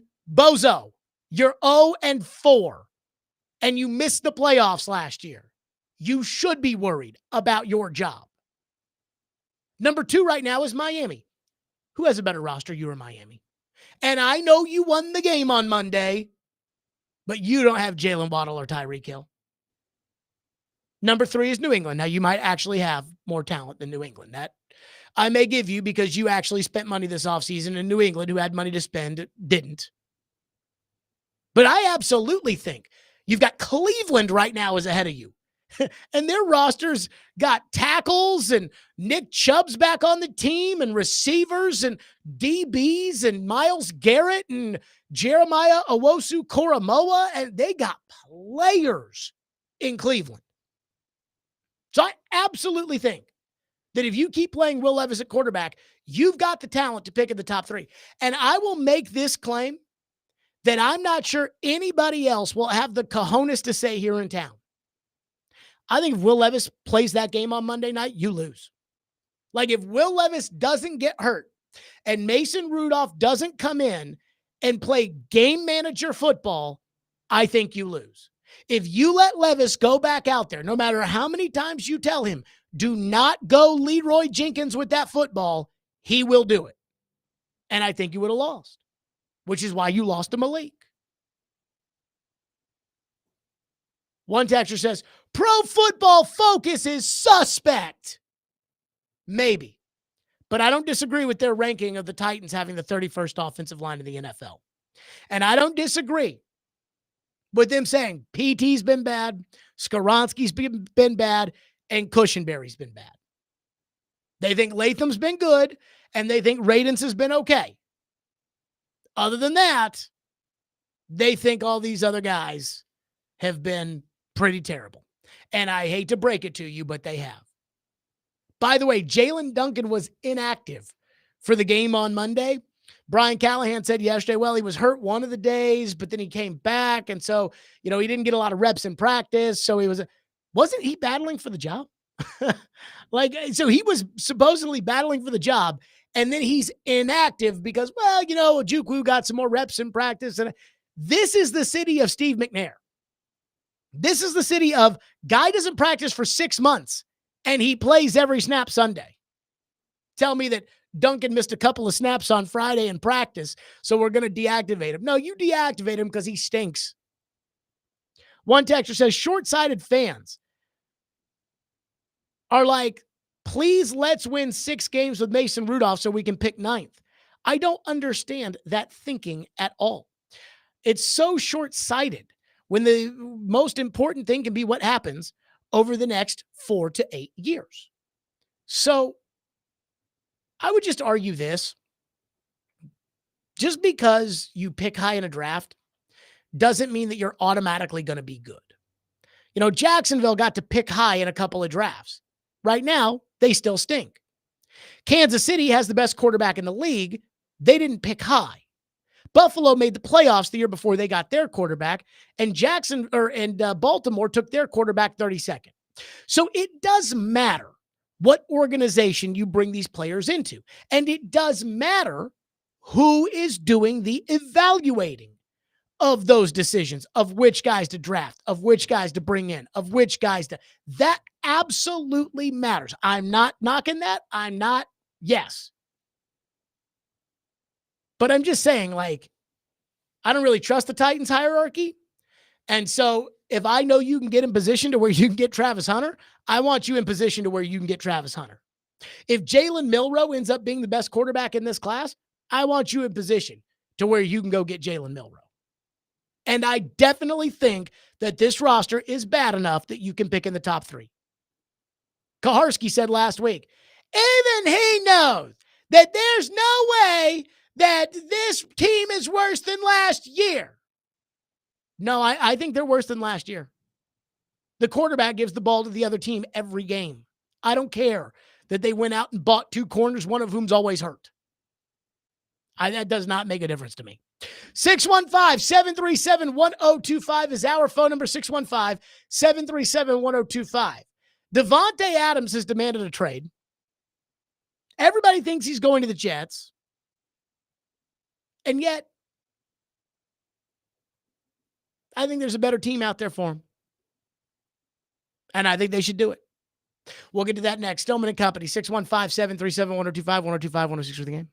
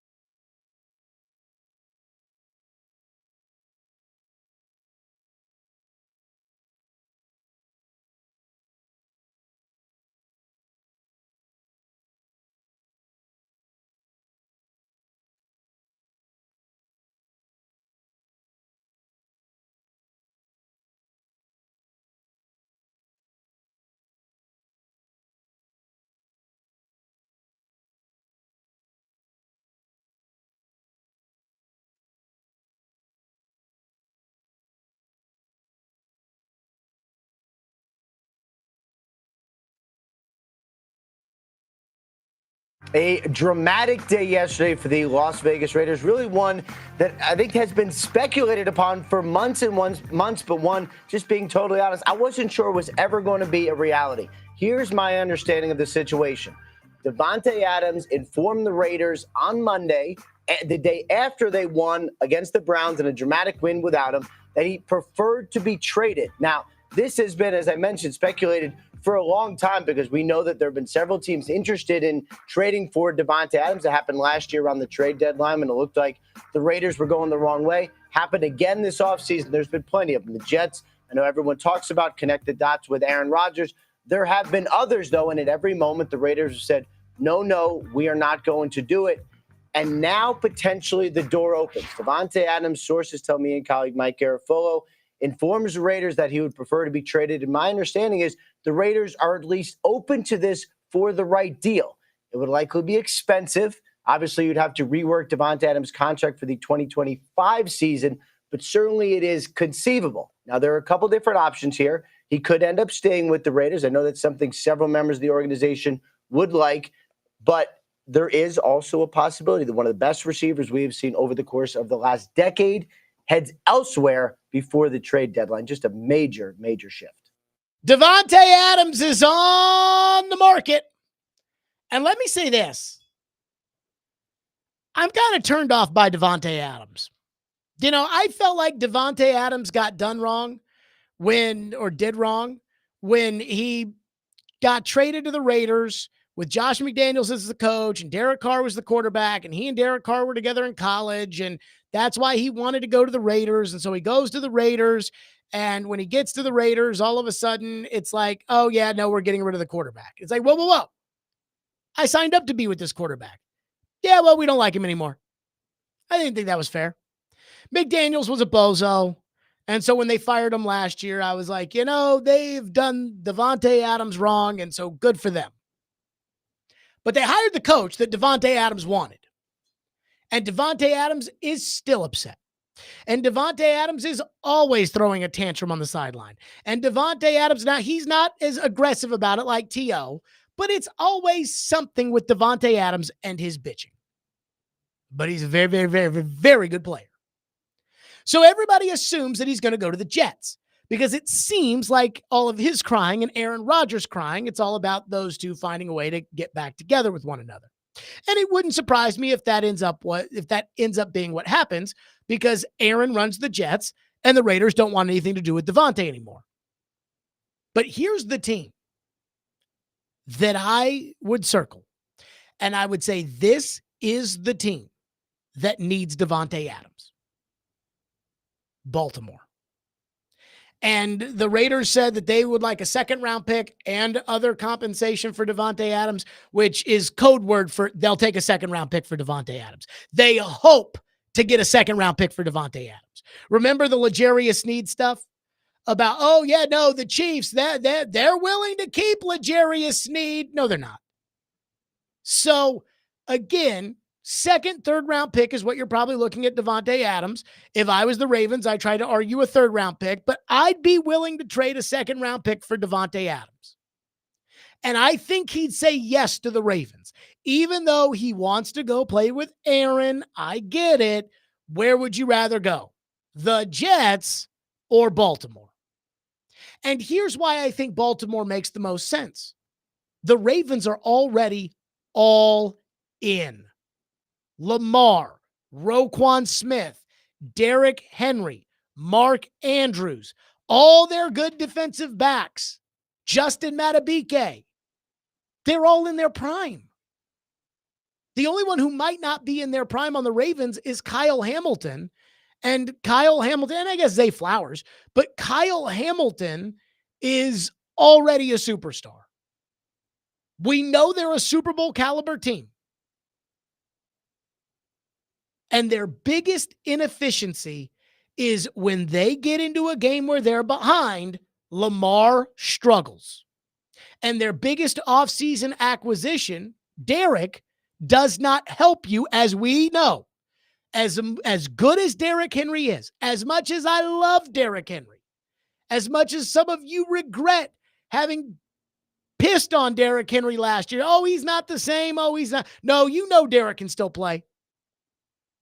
He doesn't help you come back. Devante does. The biggest deficiency the Ravens have is that when they get behind with Lamar and their receivers, they're not good enough to come back in a game. It's very difficult for the Ravens down by 10 points to get back in a game. Now, ask yourself how many times during the playoffs over the years Tom Brady had to throw his team back into a game. You know the Tuck Rule game? Brady had to throw him back into that game. You remember the 28-3 Super Bowl? Yeah, Tom had to throw him back into that game. Remember the Seattle Super Bowl? Remember against the Ravens that year in the playoffs where they ran those Fracacta plays where they put the lineman on the end of the line and they threw it to Edelman and Edelman. They had to come back in playoff games years they won Super Bowls. Lamar struggles. When you've got Derrick Henry and Lamar Jackson and you get a lead, you're unstoppable because you don't know who's getting the ball. And so you can't dedicate all your resources to stop one guy. So they'll beat somebody into submission the same way they beat Dallas into submission. They beat Buffalo into submission, but you're not always going to be up against Kansas City, Buffalo, Houston, and the rest of the contenders in the AFC, which is where Devante comes in. Devante Adams is better than Zay Flowers. He's better than Rashad Bateman. He's better than anything the Ravens have. I think Devante would be able to contain the crying because he wouldn't be the alpha on that team the way he is with the Raiders. That's Lamar and Derrick Henry. And, I mean, if he goes to the Jets, there's no guarantee you're playing for a Super Bowl. If he goes to the Saints with Derek Carr, there's no real guarantee you're making the playoffs. If you go to the Ravens, you know, hey, it's between us, Kansas City, and Buffalo. Maybe Cincinnati. So I think he ends up with the Jets. But the team that needs Devante Adams, it's the Ravens. That's the team. Like, I would tell Steve Bisciotti, the owner, because you know the salary cap's fake. I would tell Steve Bisciotti, the owner, do it. Bite the bullet and trade a second-round pick. It's going to be in the 60s. Trade a second-round pick for Devante Adams. That's just me. 615-737-1025, which is our phone number, 615-737-1025. So this has been the season of me being right. I hate it, but it is true. Between right tackle and Skoronski and the fact that Titans are very good and all of that, I have been right this year. I think it pains a lot of people to say it, but it is true. Coming up next, there's one thing people want to say I got wrong. And I'm not convinced I got it wrong yet. But I think we're starting to get a little bit over our skis in Titan land, and it's time to bring it back to reality. We'll do that next. Stillman and Company, 102.5, 106 for the game.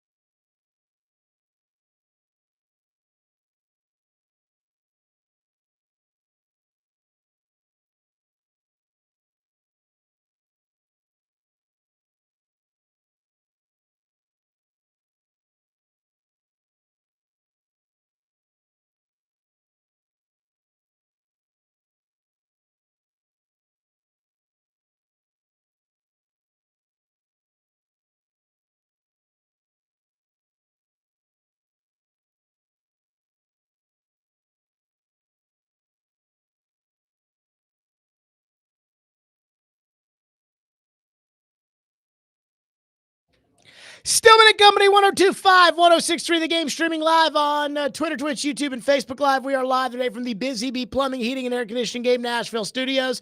Jared versus Joe in less than 30 minutes. Special time, 4:30 today for Jared versus Joe. So we got to have a talk to recalibrate things in Titanland. We got to get, I know, everybody knows the quarterback stinks. I'm not talking about that.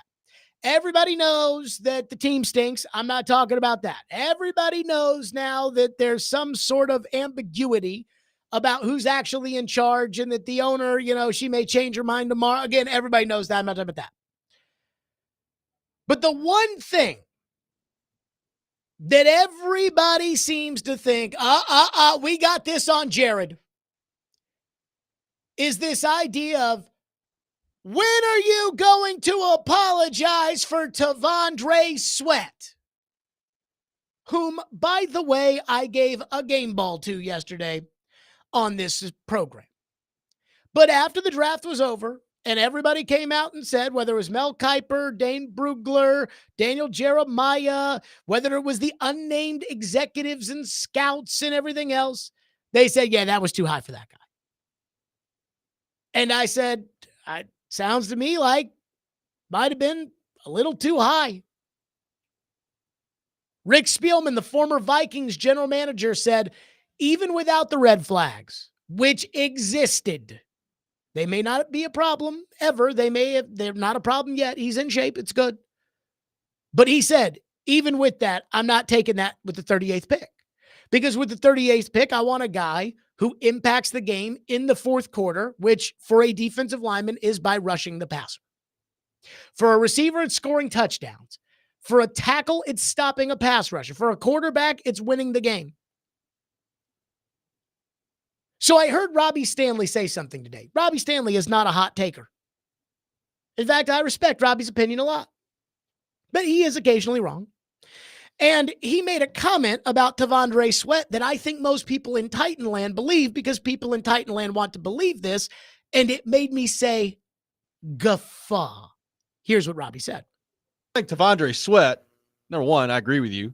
Great game he played the other night, but he's pretty clearly ascending, right? Like he's, we were talking about him getting in shape and playing and the snap count and all those things when he got drafted. That does not seem to be an issue with him right now. Like, it was 100 degrees the other night in humidity, and he made an incredible impact on the game. So he is clearly feels like he's got the chance to be just a steal of a draft pick.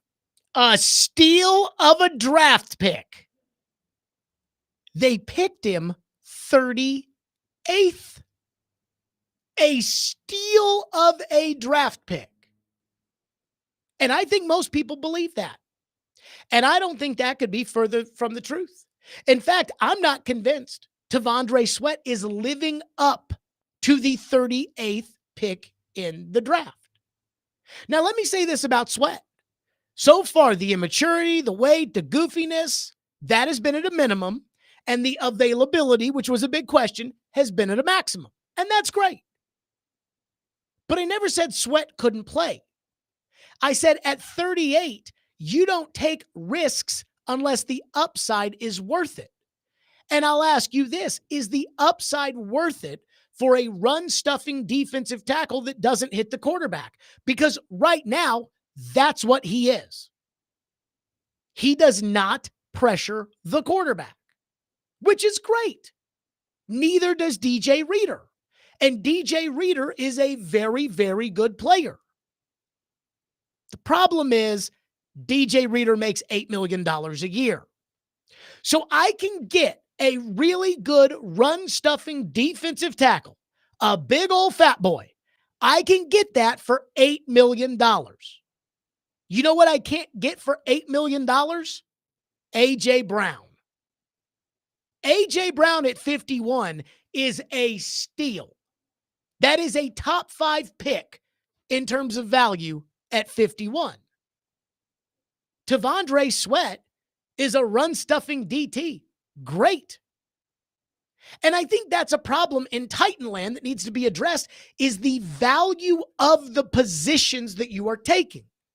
It's why Will Levis, no matter how bad he ends up sucking, Will Levis is worth the risk. He's worth it. We're talking about you, by the way. Robbie Stanley just walked into the studio. I don't even know why Robbie's here at 4:00, but he probably wants to defend his Tandre Sweat take. Again, this is about value. A guard at 11 better go right to the Hall of Fame because I can get a guard in the 5th round. So again, you don't take the risks unless the upside's worth it. Is the upside worth it for a run-stuffing defensive tackle that doesn't hit the quarterback? In fact, I know this is going to sound crazy, Sebastian Joseph Day, who makes $4 million a year and is not a bad player. Sebastian Joseph Day has the same amount of pressures as Tandre Sweat, more sacks, and more QB hits than Tandre Sweat. Dane Brugler at The Athletic put out his early season all-rookie team, and Tandre Sweat didn't even make it. Braden Fisk of the Rams, who was one pit behind Sweat, was the first teamer, and Byron Murphy in Seattle was the second teamer. Sweat was one of 5 honorable mentions. Now, I don't want this to be misconstrued as Jared hates Tandre Sweat, which is inevitable. Because me bringing up the fact that, hey, it's a red flag that this guy's got all these issues and he's not out there at OTAs has now become, Jared said Tandre Sweat was a bust. I didn't say that.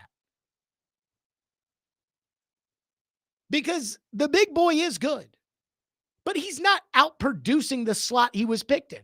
He doesn't look like, as Robbie said, he doesn't look like a steal. He looks like a run-stuffing DT, which is great. But again, just like guards, you don't pick them at the top unless they're Bruce Matthews. For example, let's compare this to a smart team, the Ravens. The Ravens draft interior offensive linemen and safeties in the 1st round. They've done it over the last couple of years. Because when they do, they're high-end, top-of-the-league talents like Tyler Linderbaum or Kyle Hamilton. Great players. And in the case of Hamilton, he's a superstar.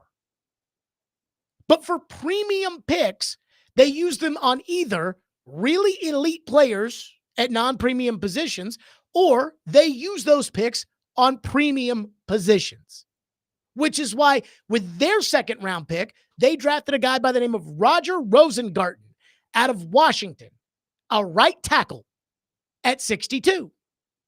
According to Pro Football Focus, Roger Rosengarten has allowed 1 sack this season for the entire year. PT allowed a sack on Monday, and I think Monday was his best game of the season. But again, right tackle is a premium position. Left tackle is a premium position. Pass rusher is a premium position. Quarterback is a premium position. Running back, you can get that in free agency. In fact, you just got a running back in free agency. Guard, you can get that in free agency. There were guards to be had. Tackle, there weren't really a lot of great tackle options in free agency. That's why you have to draft it. So if you want me to say I'm sorry with my criticisms of the Titans taking Tandre Sweat, he needs to be more than a good player at a non-premium position, because 38 is a premium pick. If you take a good player at a premium position with a premium pick, fine. But the problem with the Titans is they're taking guards and running backs in the top 100, defensive tackles. And that's why they don't have a right tackle, because they're not using their premium picks on premium positions. A guard. So again, Tandre Sweat's playing great. I gave him a game ball over Joseph Day, and I think it was neck and neck between the two. I thought they both played great on Monday night. Now, it doesn't hurt that the Dolphins rolled out a quarterback who couldn't throw the ball. But this idea that he's a steal, or Jared, you owe Rand Carthon an apology because Tandre Sweat's stopping the run with the 38th pick? God, I hope he would. We need to understand the value of the picks we're talking about here. And we need to understand that the guy who's picked one pick after him and plays the same position has 13 pressures of the quarterback. He's got 4.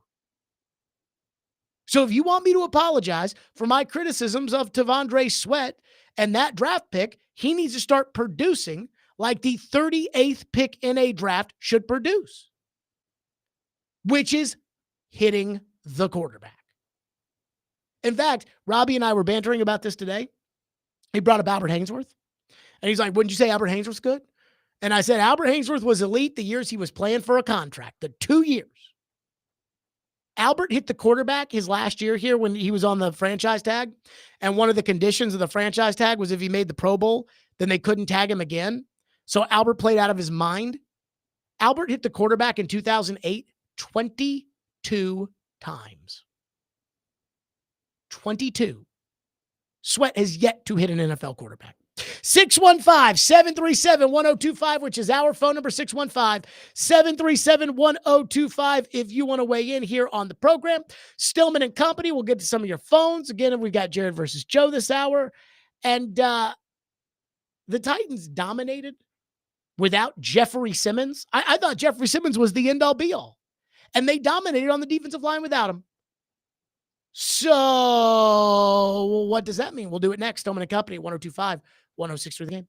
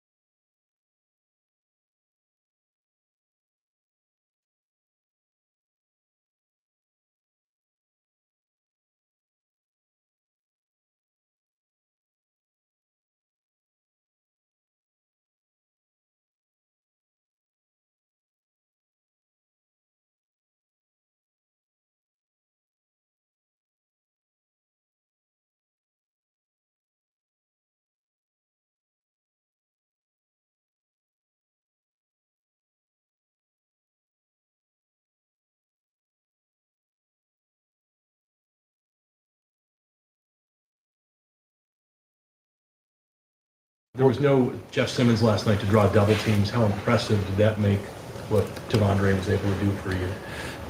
Yeah, he's playing better and better every week. Really impressive performance by him. Dominant performance. That was a matchup on their interior line versus our interior line that we felt like was to our advantage, even with Jeff out. And really, those guys stepped up around him too. I thought Sebastian Joseph Day probably had his best day, most impactful day he's had. He's been a good, solid player for us, but he made some impact plays. And then Lynch and Anderson both played well as well. I mean, they did a nice job in their roles. So, but Sweat was a force. And when you got a guy like that can get pressure on the quarterback at his size, that can stop the run and make plays laterally along the line of scrimmage, he was really disruptive in that game and showed up in a matchup we felt really good about. Define get pressure on the quarterback. Because while Devante Sweat played great, it wasn't like he was wreaking havoc of the quarterback and the quarterback was panicking and had to throw the ball because he didn't have a QB hit. And I keep hearing these Titan coaches, whether it's Brian Callahan or Denard Wilson, Arden Key, he doesn't do anything. Oh, Arden's doing great. Is he? Simmons, oh, he's doing great. Is he? He's not hitting the quarterback. He's not pressuring the quarterback. He's not sacking the quarterback. So I guess your standards are a little different for defensive linemen than mine are. But I do find it hilarious that for 2 weeks, I complained about Jeffrey Simmons. And I said, if Jeffrey Simmons is so good, if he has to be on every poster that the Titans facility prints up, and the Titans have to worry about hurting his feelings all the time, and every coach has to lie for him, and they have. What do you make of the fact that they dominated without him? But I'm actually going to have Jeff Simmons back on this one because I don't think the Titans can survive without Jeffrey Simmons if they're going to make it. Because they need Jeffrey Simmons. They need Jeffrey Simmons to play better, and he is capable of playing better. Some of these guys they've got out there, whether it's Skoronski or PT or Levis, they may not be capable of playing better. Simmons is capable of playing better than he's played this year. And I have high expectations, so I get upset when those expectations don't get met. But I don't think just because they dominated Aaron Brewer and a quarterback who couldn't throw, that all of a sudden this team doesn't need its best defensive player. I think it's alarming that Sebastian Joseph Day right now is a more productive pass rusher than Jeffrey Simmons. But I know that Sebastian Joseph Day is not better than Jeffrey Simmons. I kept hearing a lot of talk on TV during the broadcast on Monday night about see how much the Dolphins need Tua, see, because they stink with a third string quarterback. Well, I don't believe that validates how good Tua is, because I think there are a lot of quarterbacks that are better than that crap bum they put out there on Monday Night Football. They could have put Mason Rudolph out there, and they would have won. But they had a third-string quarterback who legitimately couldn't throw. They've got a center who, again, I know. The last general manager was smarter than me, and the last coach was smarter than me, and this general manager that gave him a right of first refusal tender is smarter than me, and everybody's smarter than me. I'm like, you can't play a 270-pound center. Oh, no, Jared, you'll see. Yeah, and right now, if the draft were held today, Miami be picking number 2. Way to go, Aaron Brewer. So I don't think that one performance changes the need the Titans have for Jeffrey Simmons to be really good. And again, I think Simmons is capable of that. But just like with Tandre Sweat, let's let him do it. Let's let him rush the passer and make impacts in these games. Again, rushing the passer before we all of a sudden declare that they're the greatest Titan ever. Because I had to deal with that last year. I had to deal with how good Skoronski was, how good Spears was, when they really weren't doing all that much. Spears, there was a nice play here or there, but where's my 138 yards on the ground from Tajay Spears? Doesn't exist. So they need to produce. That's all I'm saying. 615-737-1025. Phone lines are driven by WilsonCountyHunter.com. One texter says, what is your take on Sweat versus Autry? But I am always a believer that if you can get something in free agency, get it. I am always a believer of if you can look at a player and you can say, well, I can just go get that in free agency. Safeties, I think, are an example of this. Quandre Diggs is a solid player for this football team. He's $3 million. Why do I need to draft a safety in the second round if I can just go get that in free agency? You see, again, the good teams, when it comes to the draft and free agency and non-premium players and things like that, the good teams, the smart teams, if they spend on a non-premium position, it'll be Green Bay spending on Xavier McKinney, who has an interception in every single game this season. It'll be the Ravens drafting Kyle Hamilton. Again, a safety, but it looks like he may be headed to the Hall of Fame. When it comes to Sweat versus Autry, again, now this is a little bit more complicated because Autry's been suspended. But last year, you were getting double the output from your front four of Simmons, Landry, Autry, and Key than you are now replacing Sweat with Key. Or, excuse me, Sweat with Autry. So, what do I think about it? I think Danico probably has 1 year left in him, maybe 2. And I think Tandre Sweat could be in the league for a while. But Danico sacked the quarterback 11 times last year. And again, Tandre Sweat hasn't hit the quarterback once. That's a little bit of an issue. So I know it's nice when they stop the run, but they're not going to play quarterbacks that can't throw every week. At some point, they play Buffalo. At some point, they play Houston twice. At some point, they play Sam Darnold and Minnesota, which I told you about, but maybe some people didn't want to believe. So you can't just stuff the run every game. At some point, you got to hit the quarterback. 615-737-1025, an early edition of Jared versus Joe is next. Stillman and Company, 1025, 106 for the game.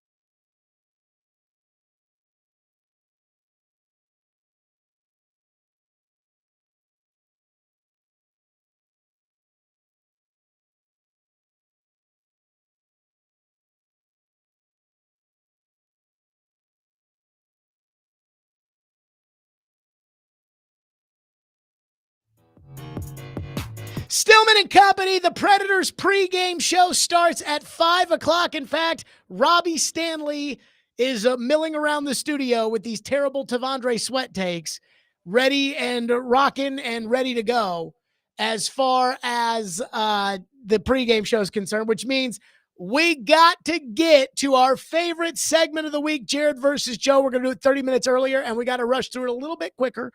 Caroline is here. Hello, Caroline. What's the hot Devante Sweat takes? I miss these. He thinks he could be a steal in the draft. I say maybe you should hit the quarterback first before we call him a steal.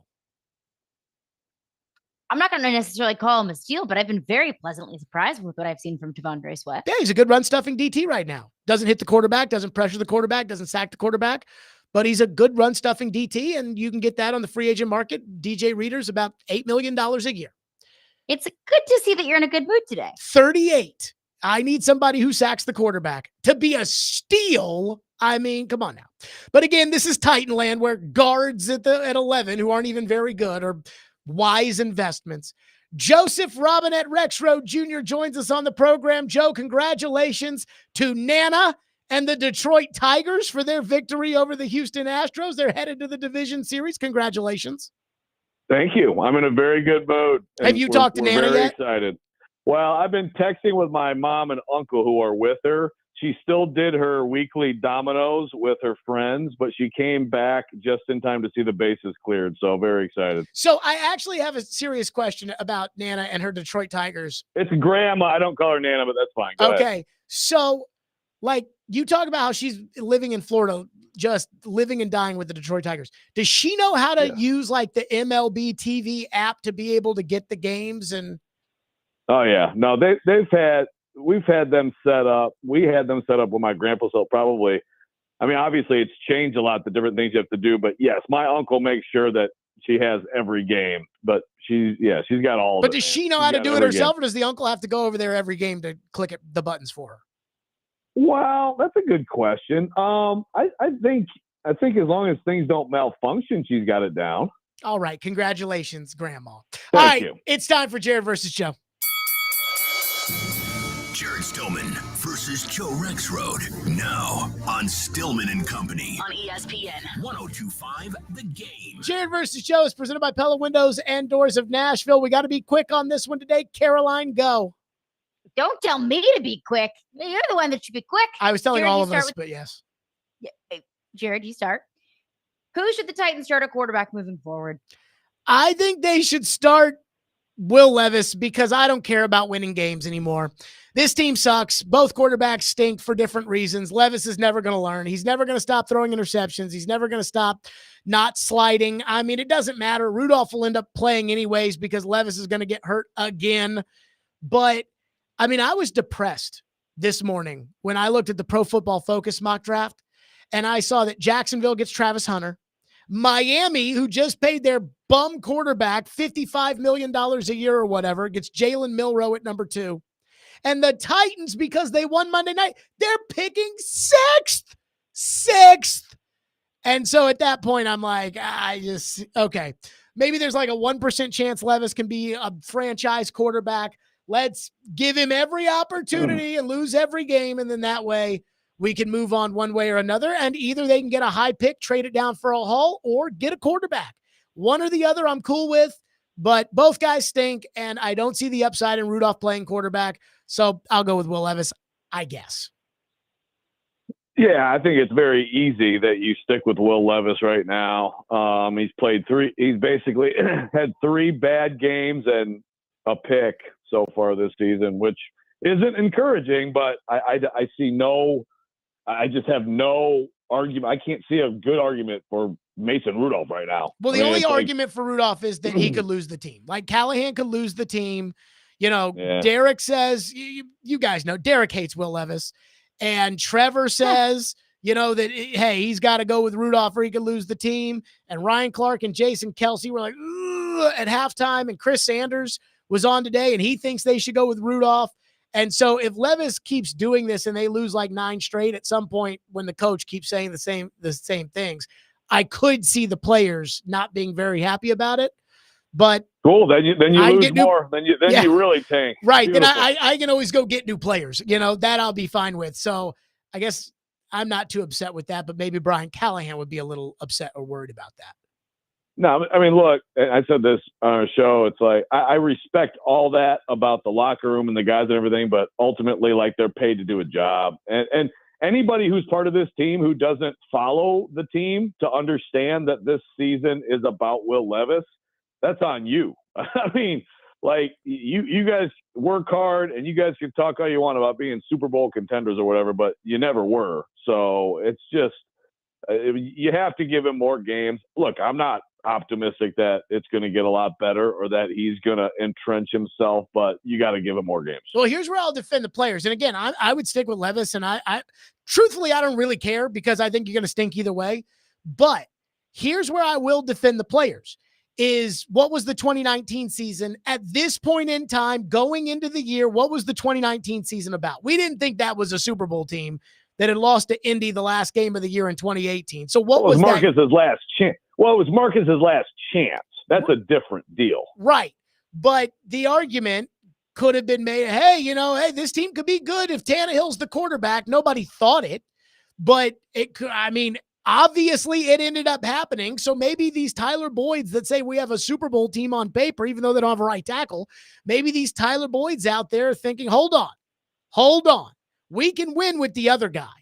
So I'll defend the players that maybe there is. I think there's a better chance that you make the playoffs with Mason Rudolph at quarterback than there is that Will Levis becomes a franchise quarterback. And I don't think there's a very high chance of either, but I do think there's a more chance that you make the playoffs with Rudolph. I could buy that. Caroline? Okay, Joe, you go first. Not like Levis was perfect by any means last year, but why are Will Levis's issues so much more pronounced this year than they were last year? It's a great question. I have to think it's, all this stuff that went with the draft, there were all these things about Will Levis, right? And of course, Jared bought all of them, but really the fair criticism, and Hasselbeck told me this at the time, was some teams were a little bit like, man, he's just a little bit too type A, right? A little bit too intense, maybe wants it a little bit too much, which I know sounds funny maybe to some people, but just like wound tight. And I think that's got to be a huge part of the answer to your question, because last year he's a rookie, he's a second-round pick, things aren't going well, get in there and see what you can do. There's not huge pressure on you at that time. I mean, you go out there and do the best you can. And he wasn't perfect, but after that season, I said, yeah, I can see something there. I mean, Jared, you may try to revise your own history, but you were not sitting here all off season, all preseason saying, I know he sucks. He sucks. I would have taken Will Levis with the 11th pick. So I have to think that I think, Jared, you're the one who asked him, right? Did you ask about $250 million? Yep. I said, do you realize this is your shot? Yeah. And so I think that has to be a lot of this is that the fact that he understands it's like that or relegated to journeyman backup quarterback. And you don't have a lot of time to pick a path. And especially as a second round pick, I think the pressure actually intensifies because like a team, there's just going to be a shorter leash, as opposed to if you were like the number 1 or number 2 pick. So I think that's got to be a lot of it. I think that's got to be most of it. But look, I also think it's fair to look at this and say, I know we all determined that Mike Vrabel and all his coaching staff were a bunch of idiots, but this is a new coach who's never been a head coach. He's a first time OC. He's never been an OC. And it is still their job to get him to play better than this. So, I think it's at least fair to look at that as well, but I do think it's mostly in Levis's head. So I completely disagree with Joe. I think there are two things at play here. Number one, I think that this coaching staff, I think that kind of a theme with them is, and this goes back again, first year coach, not the experience, that kind of thing, is I think they probably have bitten off more than they can chew. Like, I think that they probably think they're smarter than a coach really is. And I think right tackle's an example of that. Caroline, they told you, PT and Duncan, they got traits. We think we can coach them up. Bill Callahan can coach them. He can't. They're awful. So wait a minute. Did you not notice that PT, your guy PT, had the highest PFF grade on the Titans Monday? I mean, you use PFF grades when they work for you. He still What gave up about a sack, now? and he still has the Okay. fourth. Only Lloyd Cushenberry actually has a lower PFF grade than PT, but PT Well, still gave I'm up glad a you sack. brushed him on your PFF grade. Whereas Roger Rosengarten of the Ravens, who was taken in the second round with the 62nd pick in the draft, has allowed as many sacks all season as PT allowed in his best game on Monday night. PT sucks. But anywho, so again, I think they've bitten off more than they can chew. I think that what happened was this coaching staff, because they want to be, they were brought in to be a passing offense. And, we're going to buy the receivers and we're going to throw the ball and we're going to all these things. They've wanted Levis to do more. Whereas the previous offensive coaching staff, I think they kind of babied Levis. I go back to that Tampa Bay game where Levis threw one YOLO ball down the field in the fourth quarter, and all of a sudden it was bubble screens to Kyle Phillips. If you remember the Pittsburgh game last year, Levis makes a bad throw in the wrong spot for Tajay Spears before halftime, and Vrabel says, hand the ball off. We're kicking a field goal. We're not even going to try. We're not interested in that. And with a defensive coach and a coaching staff that's coaching for their jobs with Derrick Henry on their team, it's probably more likely that they said, let's give him very little. With an offensive coach that's trying to prove I can do it the same way they're trying to prove that Bill Callahan can do it on the line by putting crap out there and hoping he can turn it into something better, I think they've probably bitten off more than they can chew.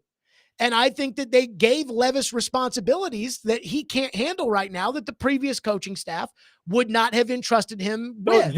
So, Jared, you're telling me that this idiotic flip in Chicago, the miracle flip, this idiotic roll, you're going to somehow trace that to the coaching staff putting too much on his plate? I mean, all of a sudden you're like the biggest Levis apologist. No. What are you talking about? No. You are overthinking things so badly. What are you talking about? I think that, again, I keep going back to that Tampa Bay game because in the Tampa Bay game, Tim Kelly, they're down by multiple scores in the fourth quarter. Levis throws a YOLO ball down the field that should have been intercepted by two Buccaneers. It wasn't, and immediately the downfield passing went away.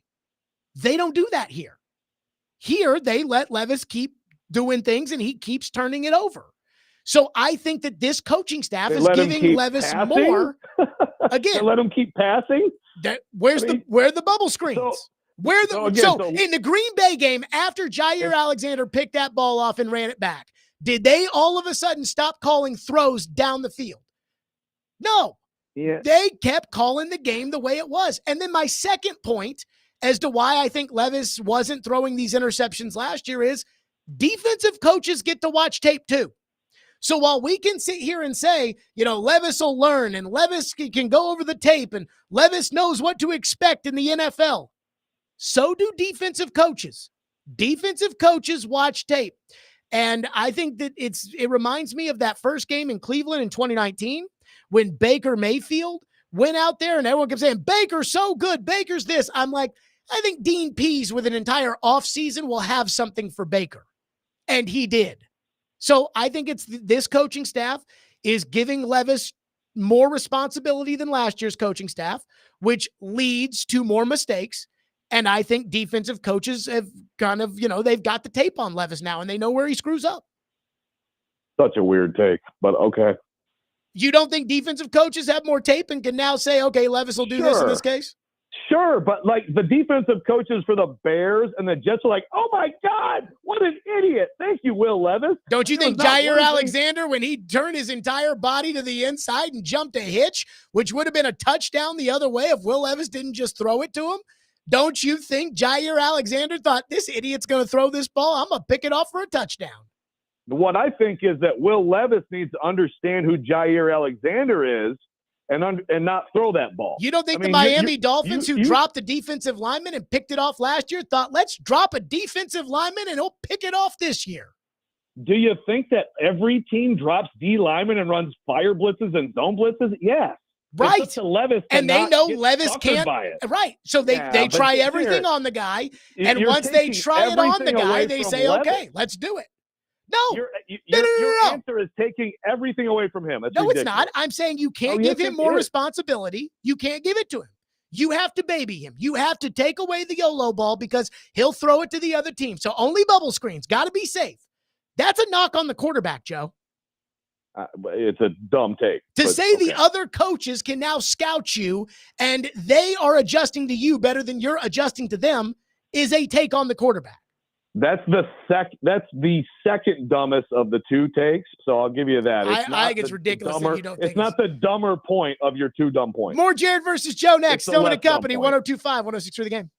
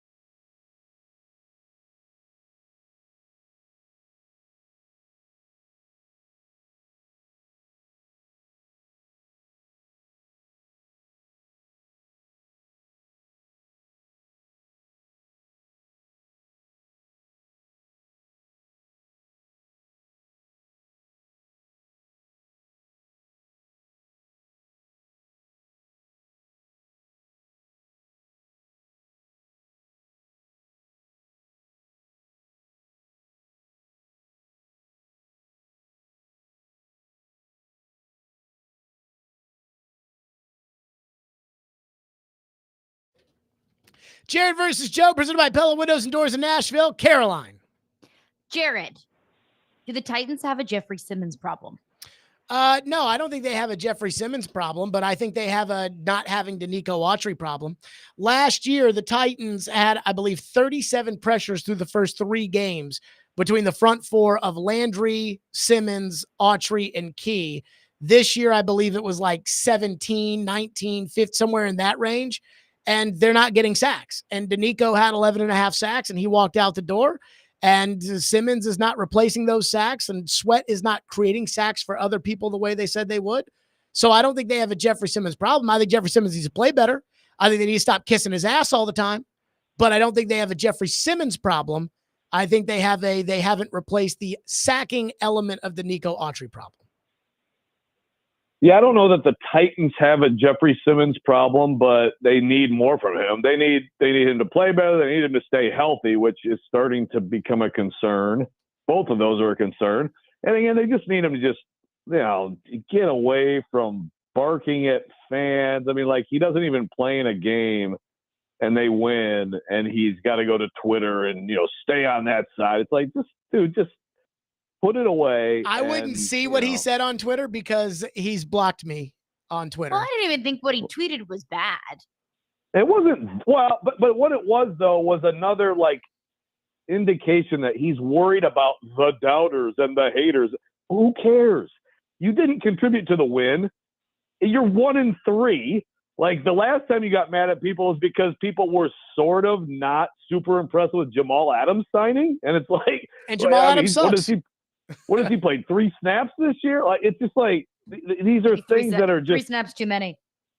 Yeah, I mean they're not worth his time, and I'm not saying they impact his diminished impact on the field, but when you are struggling, and I mean I don't know that he's struggling like he's playing poorly, but he's not making the impact that they need him to make. So when that's the case, especially when that's the case, don't get into that stuff. So I don't think they have a problem. They need more from him, because I think more of Sweat than Jared does, and what he did the other night. He's not just some. Well, I mean, if he's gonna be all over the field and be able to play 75% of snaps, and make plays left and right, when does this guy have to hit the quarterback? Well, yeah, sure. He needs to hit the quarterback, but like there. What he did the other night was a big part of their defense playing well. So, like, I know you're obsessed with like the sacks. If it just has to be sacks, quarterback hits, pressures. Yes, I care about that. That's fine. He's been pretty good. Except he doesn't do Simmons. Those. Okay, they need Simmons to be his much better version, and then they could actually have a pretty good defense. So I don't think they have a problem, but they need more. Who wins this week? Okay, I'm going to have to lean toward Joe this week, just because I can't get on board with your reasoning as to why Will Levis is struggling this season and didn't struggle last season. Because it's the coaches, I mean, the coaches. You're being too kind to Jared. The other coach, I think it's the only right take. The other coaches, of course you do, last year took the ball out of his hands, took decision-making out of his hands. These coaches, will show him, have put it in there, and he's shown them all right. Guys, thank you so much. Robbie Stanley is up next with the Predators pregame show, Stillman and Company. Happy New Year to all of my Hebrew brethren. I will be back on Friday. You'll get 2 hours of TD tomorrow, though, by the way, so be excited about that. Stillman and Company, 102.5, 106.3 The Game.